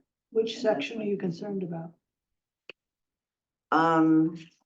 Really the whole thing. I mean, Stanley's, In the gas station. and the gas station and the little house next to, the gas station. Fort Beach. Yeah. I think there's room to exclude Fort Beach and still have a size, an adequate geography. Point When five. when we went through this mapping exercise the last time, we fell just short, and there was a question about including streets to the midpoint Yes. and using that as a standard. I think your comment was that we can do that if we use that throughout the measurements. If you don't use that in your existing zoning now. So we did not use that. You have to be consistent with how you measure the districts, but it's not the way you currently measure your districts. But could we, for the purposes of this overlay, consistently measure all the MBTA overlays to the midpoint of the street? I'm not sure I can answer that. Because you have not done that in the past, I honestly don't know if HLC would look at it and say, isn't it interesting that you measured it this way for MBTA, but you don't do it for any of your other districts? So, I would propose that if we do vote on this, we might want to do it with the stipulation that we reduce it to the smallest size that we can based upon mhm. whatever is available. Well, It's this- currently modeled at 5.1 acres. That's what we have in the model now, based not on this, but on the geography where we have snapped it to the parcel lines, except when we're crossing streets. And that's how we've consistently modeled it based on your current zoning practice. So the streets only count when the zone goes across the street. In the way we've modeled it now, yes, we've modeled it to the parcel lines. Okay. That also, incidentally, including the center line of the street also has implications for density, right? Because, yeah, Make so. the density lower. Yeah, but it doesn't have any effect. Sorry, any the effect. parcel size, yeah, it's excluded land, so you're right, Richard, I misspoke. It doesn't affect the density, it does affect the district size. Because streets count as excluded land. It's a very close thing, this district, and the ability to get rid of that property might depend on it, or we might even get it out now. It was very close, so. It's 0.15, and she's saying this is coming in at 5.1, so. I didn't take it out to 2 or 3 decimal places, so I could look at that. So, and Sarah, I have a question for you because this, I'm looking at the map that Mark handed out and the parcel on the corner of C and Tappan Yeah. is something you were expressed concern about. Well, there's 2 parcels there. There's the The Valentine Valentine, right, Movers. And then there's a small parcel. on the corner. Which is owned by the people who live across the street. I can tell you that you absolutely can't get there without those, because you'll notice that one of the things that happens when you draw the lines that way is you pick up a bunch of street. And that area, without that area, you won't get to 5. Do you have parcels that you could add in place of the ones that you replaced, or is that drawn very, very tightly? I think it's drawn very tightly. That was my impression, but Otherwise, you wind up going up Union Street and there's some historic properties there you wouldn't want to. You You could could include go down- cars, you could go down include the Tappan. cars building. You could include cars, Yeah, But but that runs into precisely the objection we just had. Okay. right? On the fact that we are putting it in an overlay district doesn't mean that there can't be retail on. Of course, that's right. Right, exactly. So if someone were to build on the Ridgedale site, it would be possible for them to make it. It wouldn't be forbidden, Well, but we'd have we- no basis to encourage. We can it. give incentives. Ah, okay. We can give incentives to encourage retail. In a sub-district, yes, absolutely. which would include Stanley's and the gas station. Yeah, we could do that. If We we, could say if we- that you could maintain the density allowed with a retail underneath it. if we do that, we will, I think, be looking at it 2/3. vote. For that, so that might be a second article. Well, incentives? we need to get clarity on that also. True. If each article can be considered a different quantum of vote. Need clarity on that before we assume that Yes, the answer is yes, it can. yes. They had so they talked about that yesterday. There was a I didn't hear that. municipal. Okay, Oh, yeah, they talked about if you're doing other things that you want to require. And that would require a 2/3 vote. oh, right, okay. So That's how I You understood it. have to There was separate language things. that it would have to be a separate article. Right, Unless you want your entire incentives have to be fine.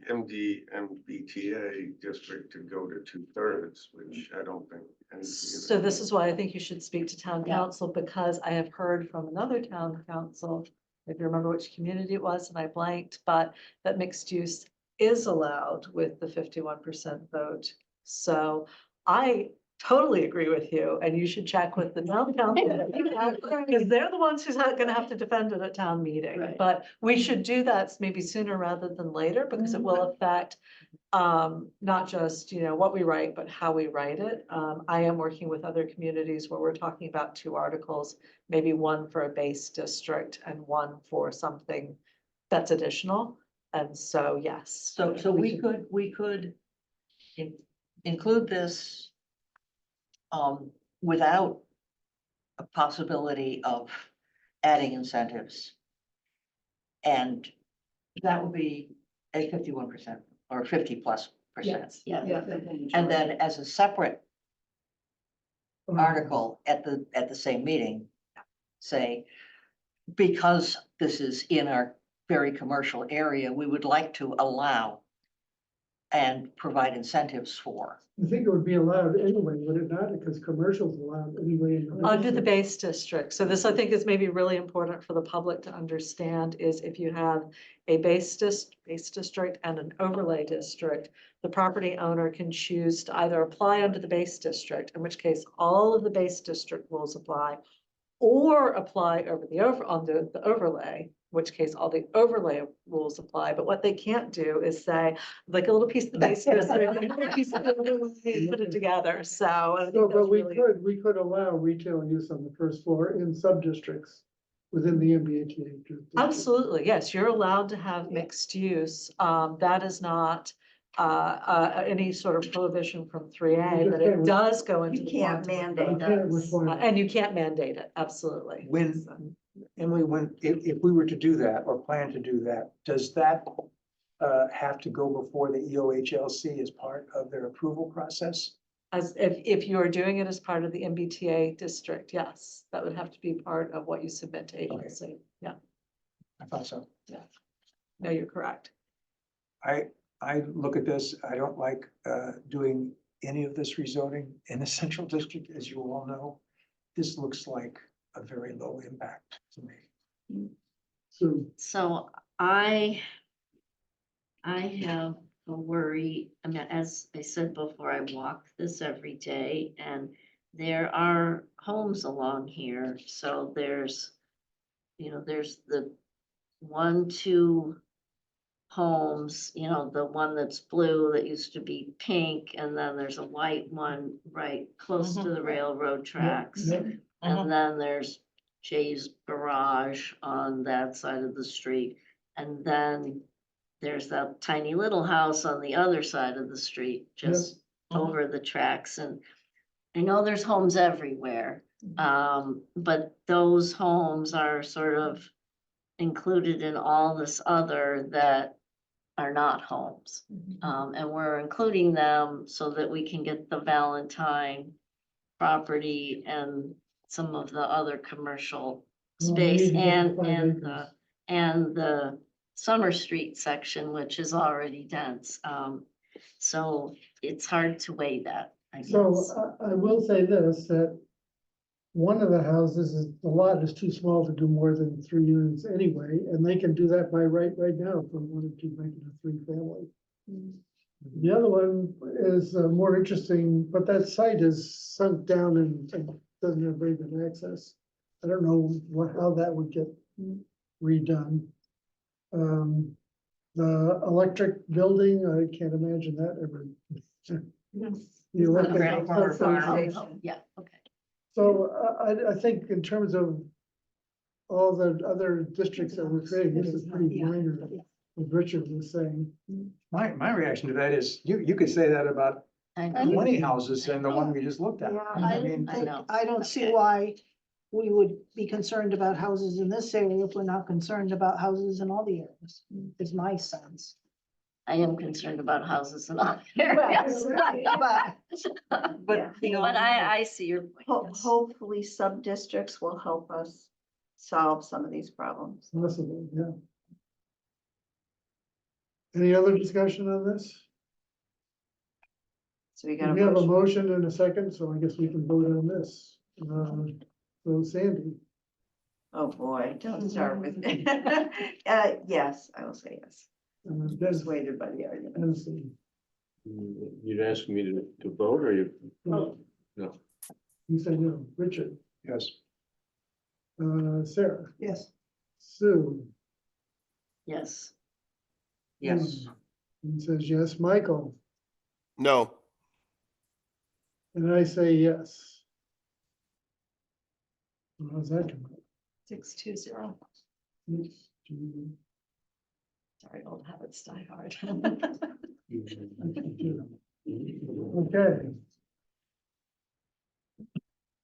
The next one is Summer Street.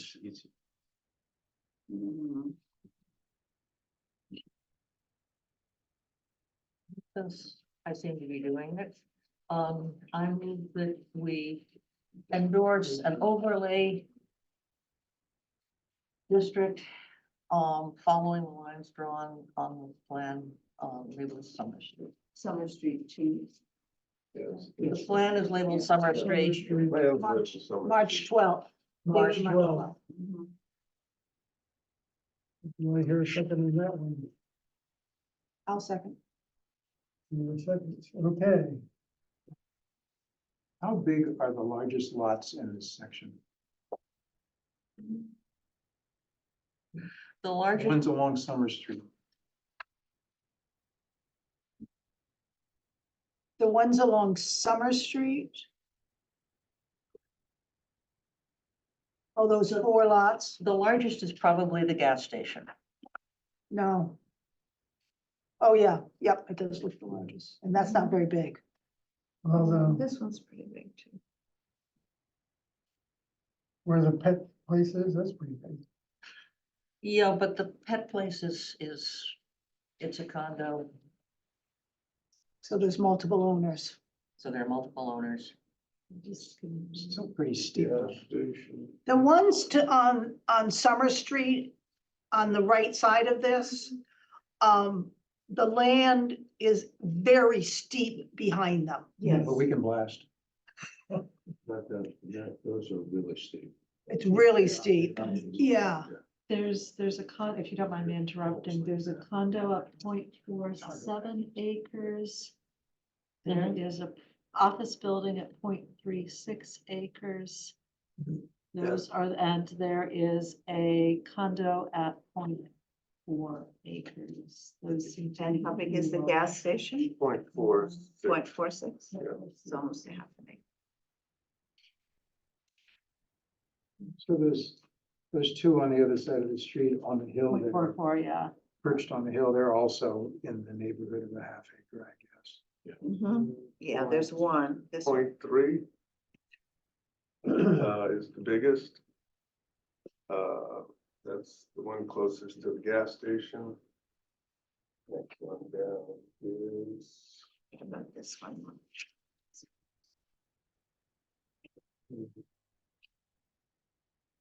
I think that's the 0.3. Yeah.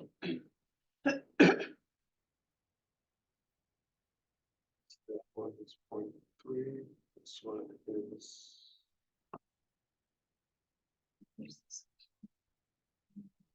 You've got 3, they're at a 1/4 acre as well, and that's about it.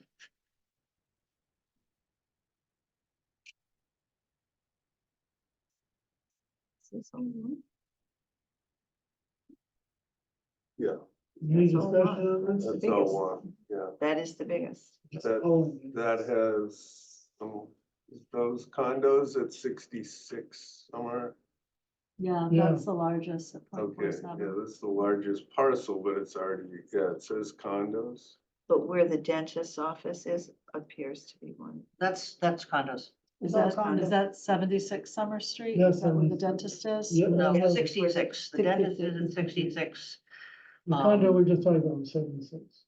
Oh, that's not what, here it's got 76 as general office buildings and Yes, 66. that's the former, sorry, Sorry. that used to be a gas station. 76 is owned by one person, Yes, 76 is. my neighbor. Owns all of it? And it's an office 76 building? is rentals, Office rental. business, yeah, office That's rentals. Office Yes, rentals, yeah. Yeah, that's the one that's 0.36 acres, or just over 0.36 acres. It's very steep in the back and very wet. That bears it out. It's got excluded land on it. And sensitive land. So 2,000, just over 2,000 square feet of excluded and just over 5,900 square feet of sensitive land. But, you know, for a concept one. We can include the lot in spite of we just can't count the.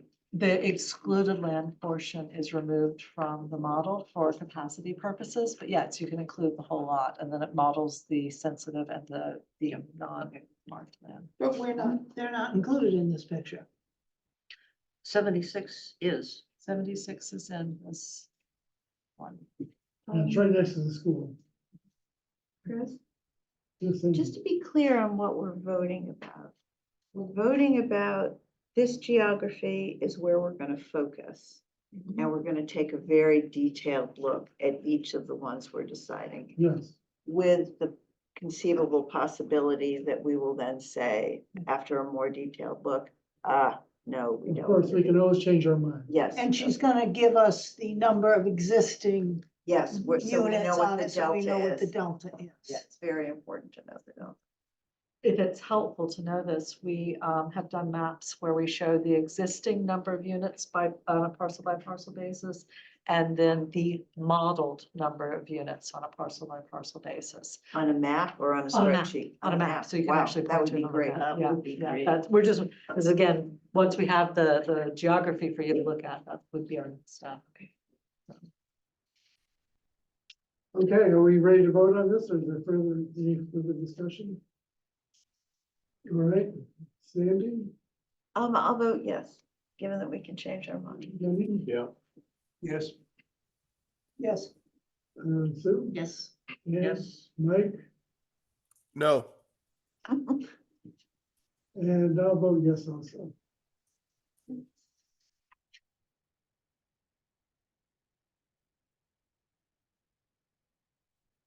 Okay, now do we want to talk about the LCD or the? We have another district, don't we?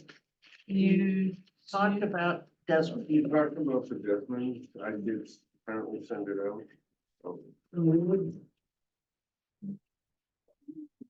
we have enough to work with now? I think we Yeah, do, we do.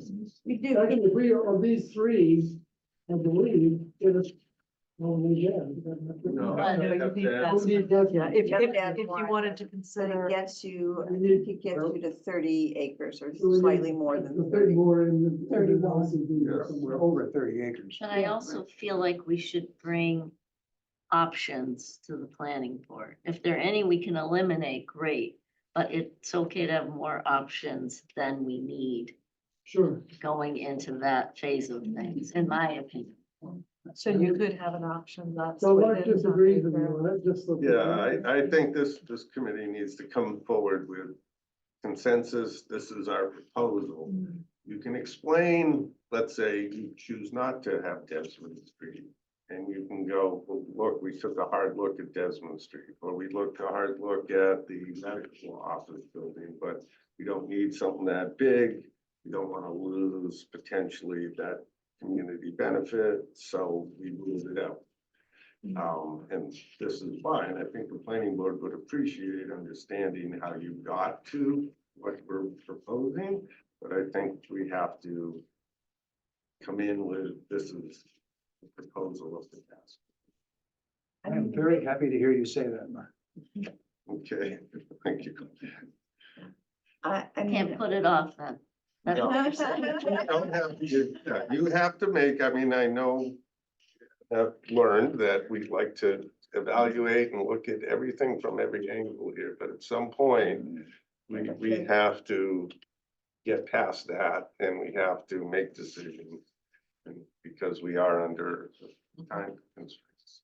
well, I think the big question for the planning board really is LCD, yes or no, and how much in the LCD? Yeah. What's the trade-off? Well, I think we'll bring them a proposal and explain why we pick a particular piece unless this committee chooses the Desmond Street and puts it and says no to the LCD. So, Because I mean, I guess that could be an option as well. But that is probably the piece that has the largest number of probable units that Mhm. would be built in the half mile radius than any of these other districts that you just voted on, so. Okay, I would like to suggest that we endorse an overlay district in, on the plan labeled storage properties. I'll second that. Okay. Storage properties on the LCD. That we don't. That we do endorse that. Even Because though we it's, don't have it. it's an the alternative is Desmond Street, which I consider, Too much. I don't see how we can restrict the old cricket building enough that it wouldn't be a burden on the town.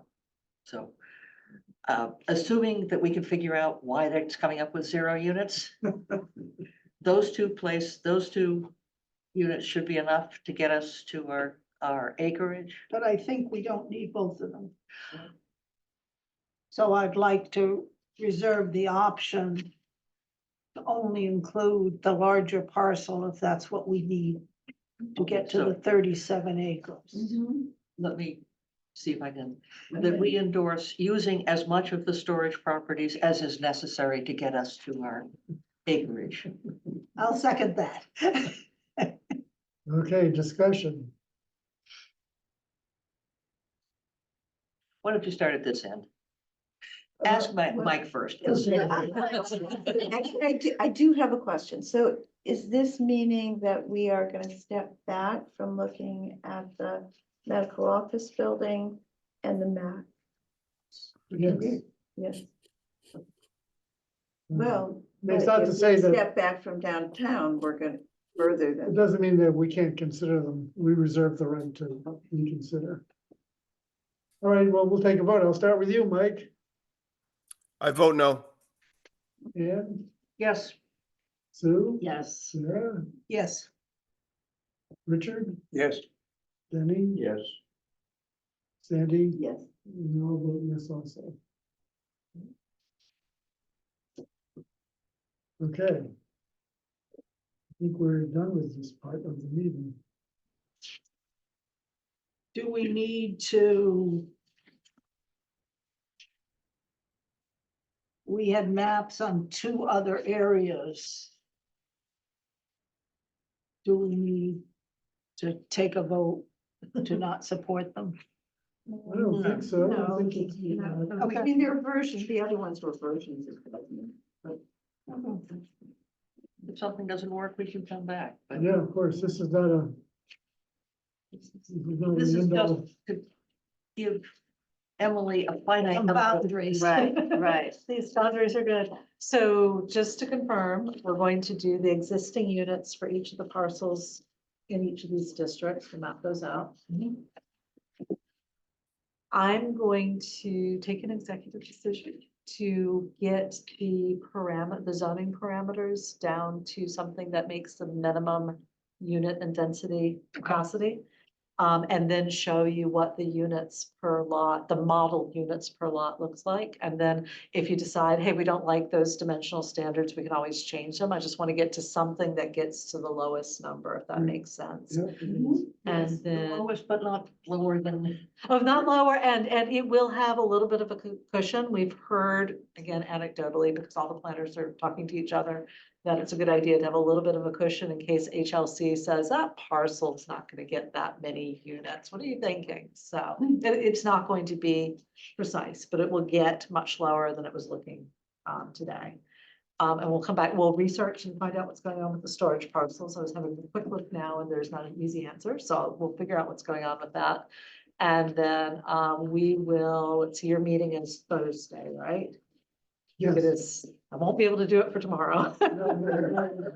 But we will try and get it to you Wednesday at the latest so that we you guys have a chance to look at it before you have your discussions. So. And will you give us a total per overlay district of existing and capacity. Yeah, you'll see Okay, the same okay. spreadsheets. you've Not been just by seeing, parcel, we'll but, do it by parcel. I don't want to have to add it up.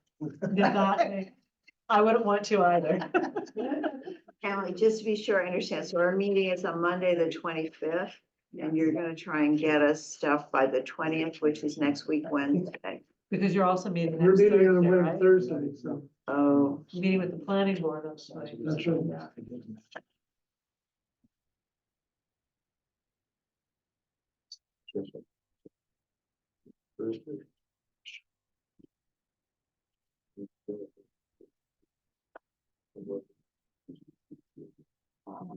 It was on the original.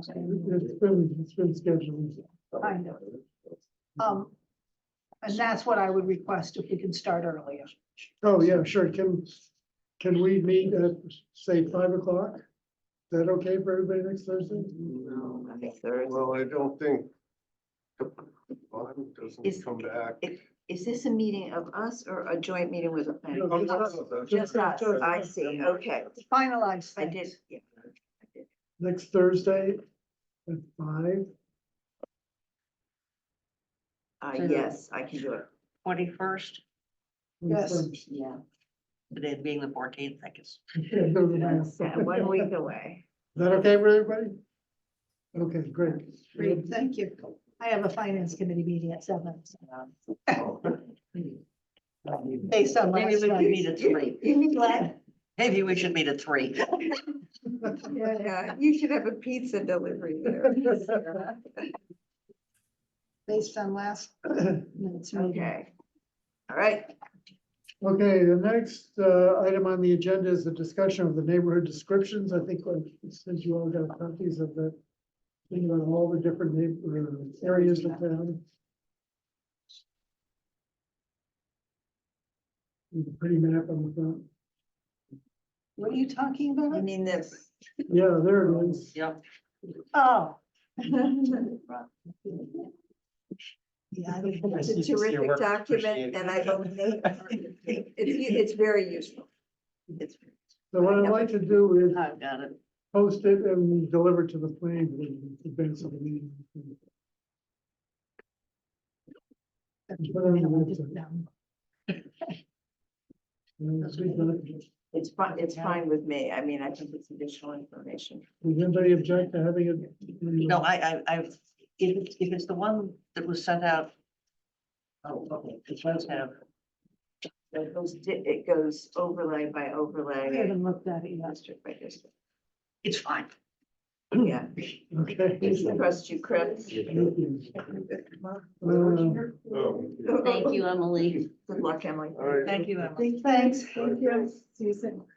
Okay, so I guess the next thing we'll do is we're gonna go to the committee reports. One of them, the outreach committee. One of the things I'd like to do is in fact have a forum, a community forum scheduled on the Elm Street, Morse Court, Elm Street, The core. overlay district, the core, you know, which is our most important district. And I'd like to make it sort of A walk. a walk. We can all walk through it. I think it'd be more effective to have it as a hybrid meeting. You get more participation. I mean, you could have a walk too, Well, we gotta do the walk anyway. but That's right. But I think if you want to hear from people, you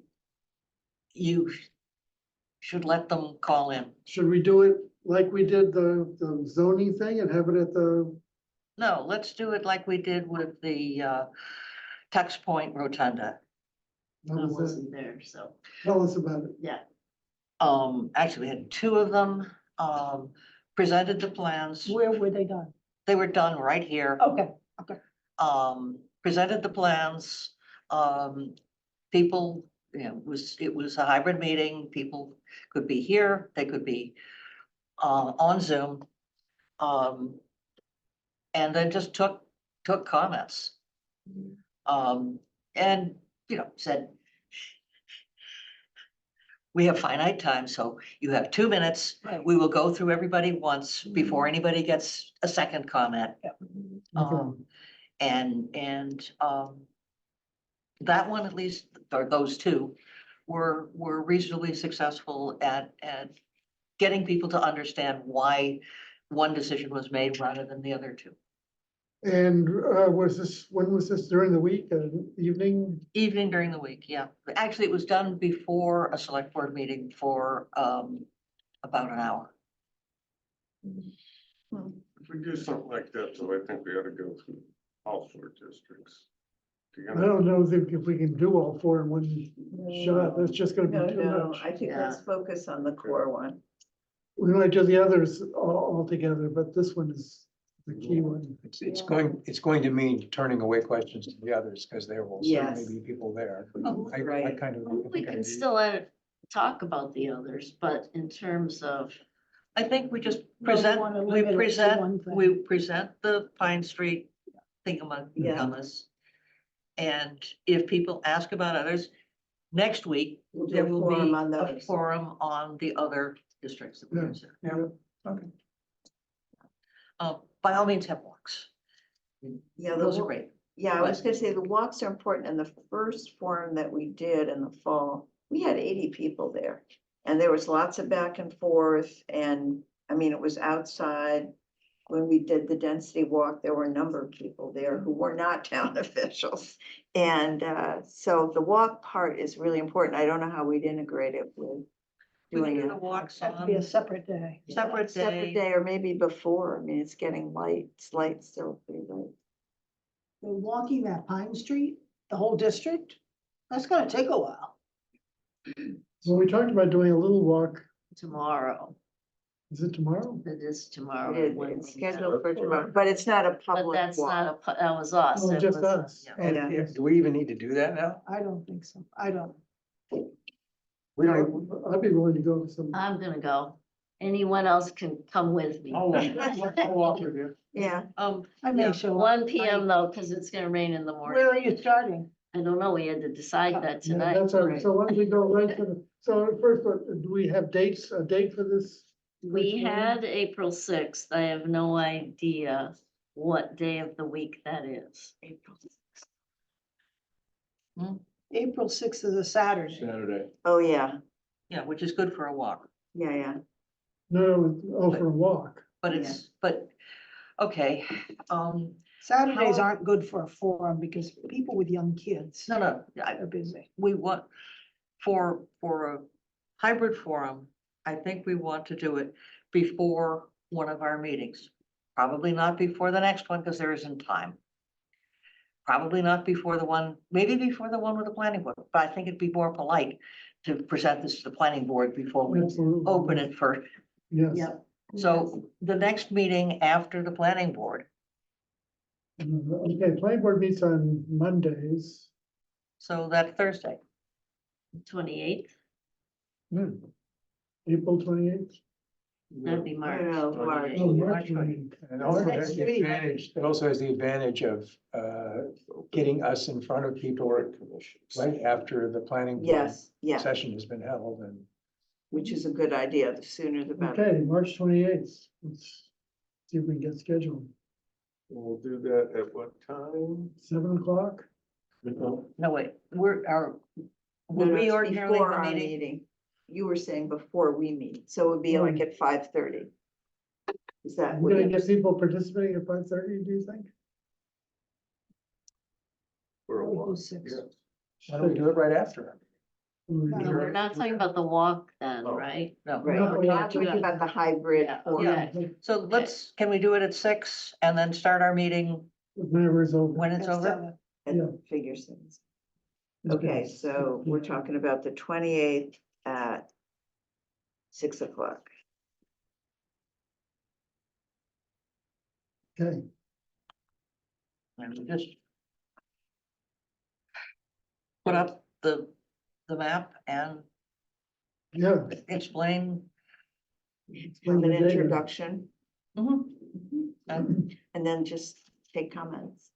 And then we'll keep the Saturday walk on the 6th. Yeah, I think so. Okay. Okay, so now let's go to the, Are you sure you want to do, wait a minute. Oh, no, I'm off a week, okay. I was thinking that was Easter weekend, but No, so we that's can the have- weekend before. The subcommittees. Richard, we'll start with you, I guess. We met and received a draft of design guidelines after several workovers from our architectural team, and I sent out a copy to you all today. It's been rearranged a little bit with some contributions from the members of the committee. It addresses the design guidelines in several ways. It proposes the establishment of a three-person committee that would be called into session by the planning board as necessary for projects. You wouldn't expect this to be a very frequent occurrence. It establishes design guidelines for massing, materials, suitability to the rest of the neighborhood, sets out specifics for the materials and form of the presentation, and I think gives that design review committee, well, our goal was to give that design review committee a set of standards which they could hang their hat on when it came to evaluating a proposal that was coming before them. These are guidelines. But I have sent them over to Emily. I think at this point, we did not address the LCD. And the comment that was made to our team by the architects makes sense to us. And that is that before we can really develop a set of design guidelines for the LCD, we really need to understand what it is that we want to have in there. Because there's a wide variety of things you can imagine you would want to establish design guidelines for. Do you want small units close together? I call it queens. Do you want garden apartments? Do you want a mix? Do you want retail? Whatever. So at this point, I think we're really looking for guidance from that before we can proceed further. And that's where we stand with it. I was really pleased with what they put together. I hope you are too. It's pretty terrific. Yeah, it's great. So my one question, and it really is a question based on the webinar yesterday. There was the comment that if you have something where you pass a determination off to yet another group to make a decision, that could be a problem. Is it your understanding that because they're just guidelines and that group does not have really veto power over a project, that won't be a problem? Well, I would say that the way I stand on it is that we've given this to Emily. And my general idea is we want this to have as much teeth as we can have without going afoul of EOHLC. And she can give us guidance on that, and I really can't. The design review board would So be Advisory to. it's advisory. advisory, not a, Okay. not a decision, but so by being advisory, I don't think we run afoul of the MBTA rules because they're not granting an approval. And That's a good question. Okay, and I guess that's sort of the end of the design guidelines committee until the LCD. They've comes out. vaporized. It's Well, we need wonderful. to get back to them though with images and ideas about the LCD. Well, we do, yeah, yes. and I think it wasn't part of our discussion that they were gonna attend meeting next Oh, week. yeah, they will, Yes. they want to discuss them with you all, so Right, next okay. Thursday, I'll be here too. So I think maybe. Yes, thank you for reminding me, yes. Yeah, so. So we can give them all credit. Well, but I think that Before they gives do us that. time to think about either we can discuss it now, but also to think about what type of, let's say we have 7 or 8 acres we need in the LCD, the big storage property, let's say. What do you want that to look like? 17-story. Well, you couldn't make Careful the the jokes you zoning, make. so it's. So it's Become a one unit soundbite. per- one unit per floor. a very small footprint. Yeah. Or you could, do attached townhouses really densely, or, what type of thing or a mix of a couple garden style and whatever. So I think that's something we need to be able to give guidance to the architectural committee next week. So that they can continue. They're not completely gone yet. No, No. but we're gone until we get some guidance on what to do with the LC. Yes, Right. exactly. Okay. outreach. I think next week we need to talk about what, because each of us will have a vision. And I think if we give them 7 visions, My question about this is, isn't this more the planning board's area than ours? Well, I mean, we've been wrestling with things that are quite concrete. We have a set of guidelines. It all sort of makes sense. Now we're talking about really, Users. I think it's Site plan review. it would be good, what I'm Site trying to say is it would be good to get planning some, it would be board good to does. get some input from the planning. It would seem to do we me. have design standards in other districts? the historic commission. Historic Commission is the only, They're not real. You don't allow anything. Right. They're just keeping what's there. Right? yeah. No, we do not. And that's the whole point is, we can't attempt to impose design restrictions Yes, across the whole town I don't think I made at it this clear. point in time. I don't think I made it clear, but a very significant aspect of these design guidelines is that they apply only to The renovations overlay. and structures that are being built under the MBTA. zoning of the MBTA. And so if you're in the MBTA zone, but you're doing something that meets the underlying zoning characteristics, these design guidelines do not apply. So no one should feel that their property is affected by these in any way that beyond what it is currently affected by their zoning district.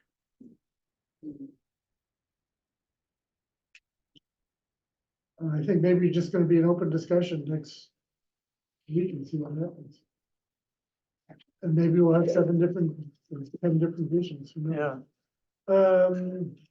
Let's move on to the outreach committee.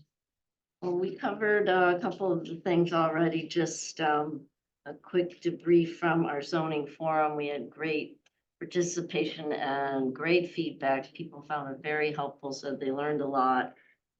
Their main message was keep it simple when you're talking to us about zoning.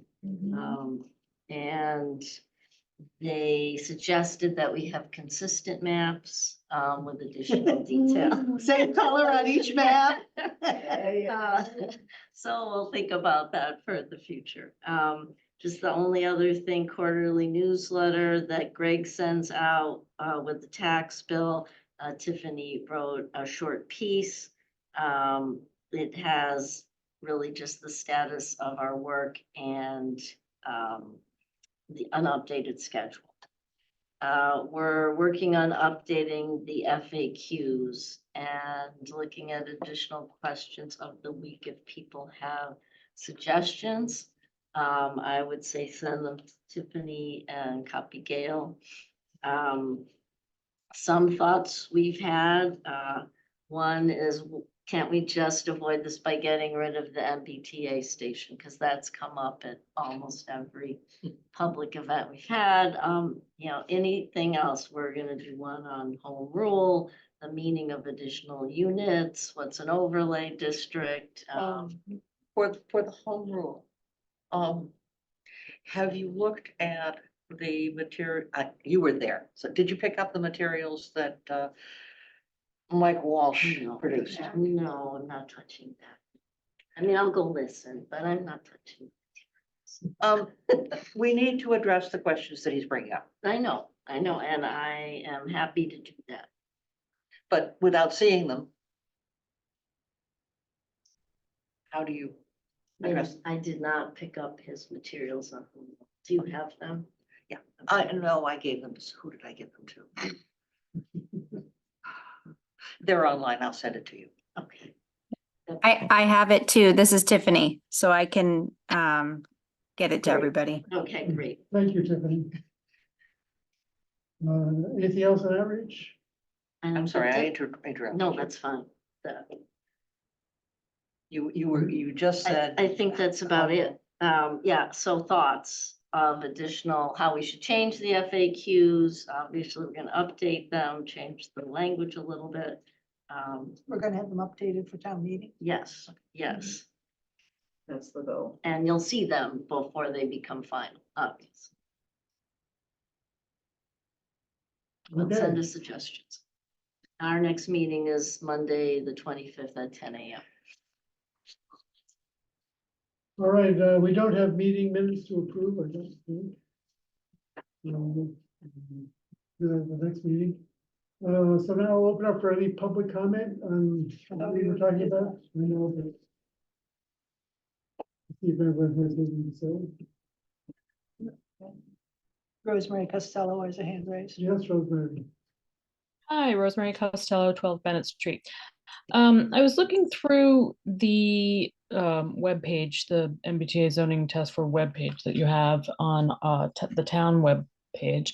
And I was wondering if you had, I couldn't find a list of what the assumptions are that you're operating under for just the general understanding, like, you know, you want to stay out of the historic district. You want to keep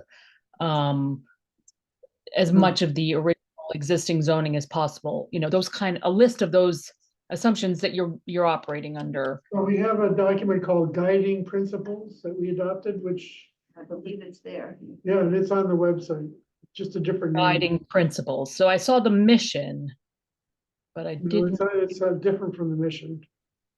Guiding principles.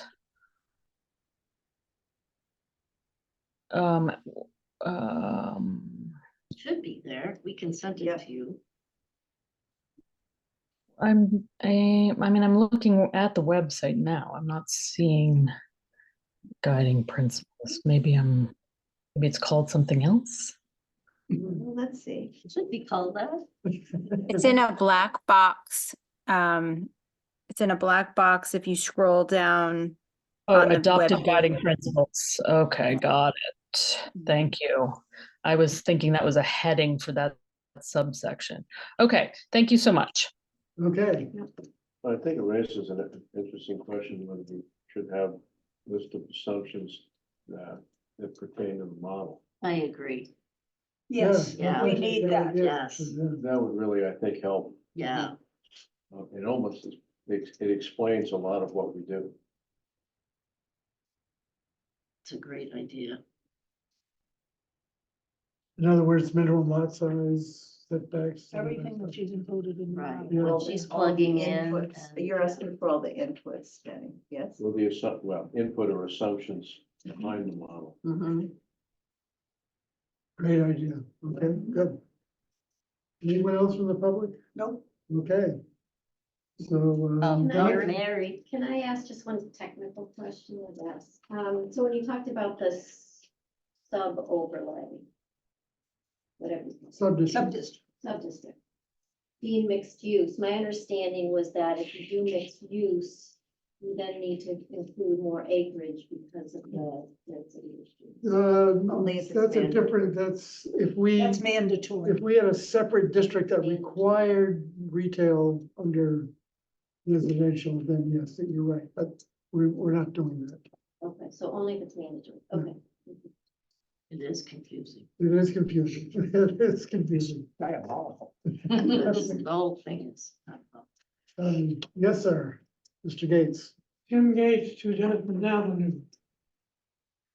I've been puzzling the transportation results of having, let's call it, distant locations with an overlay with this 40A.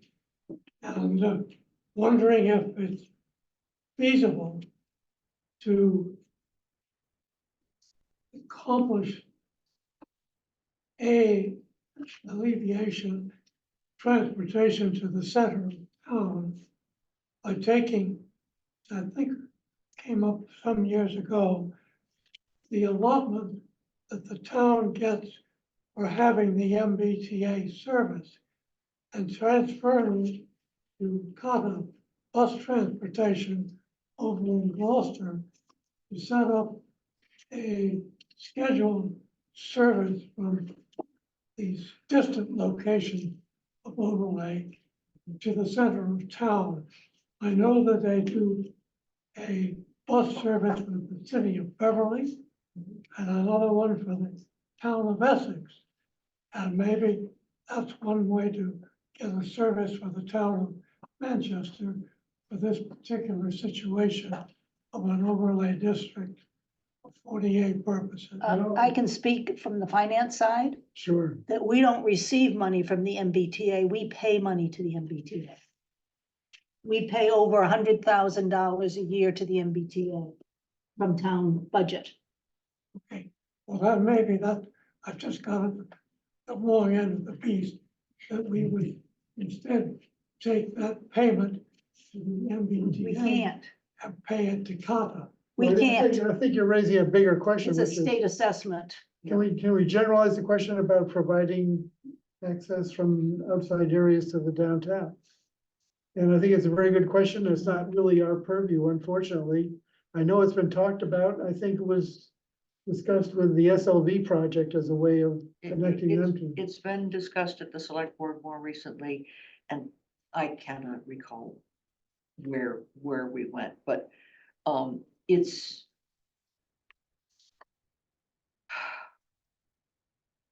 I'll dig it up. Maybe we can get the beach bums to do the, Yes. Jitney might take care of it. Okay, any other comments from anyone? I'll take a motion to adjourn then. So moved. Second. All in favor? Aye. You can ask Mike. Mike, are you willing to adjourn? Yep, I vote yes.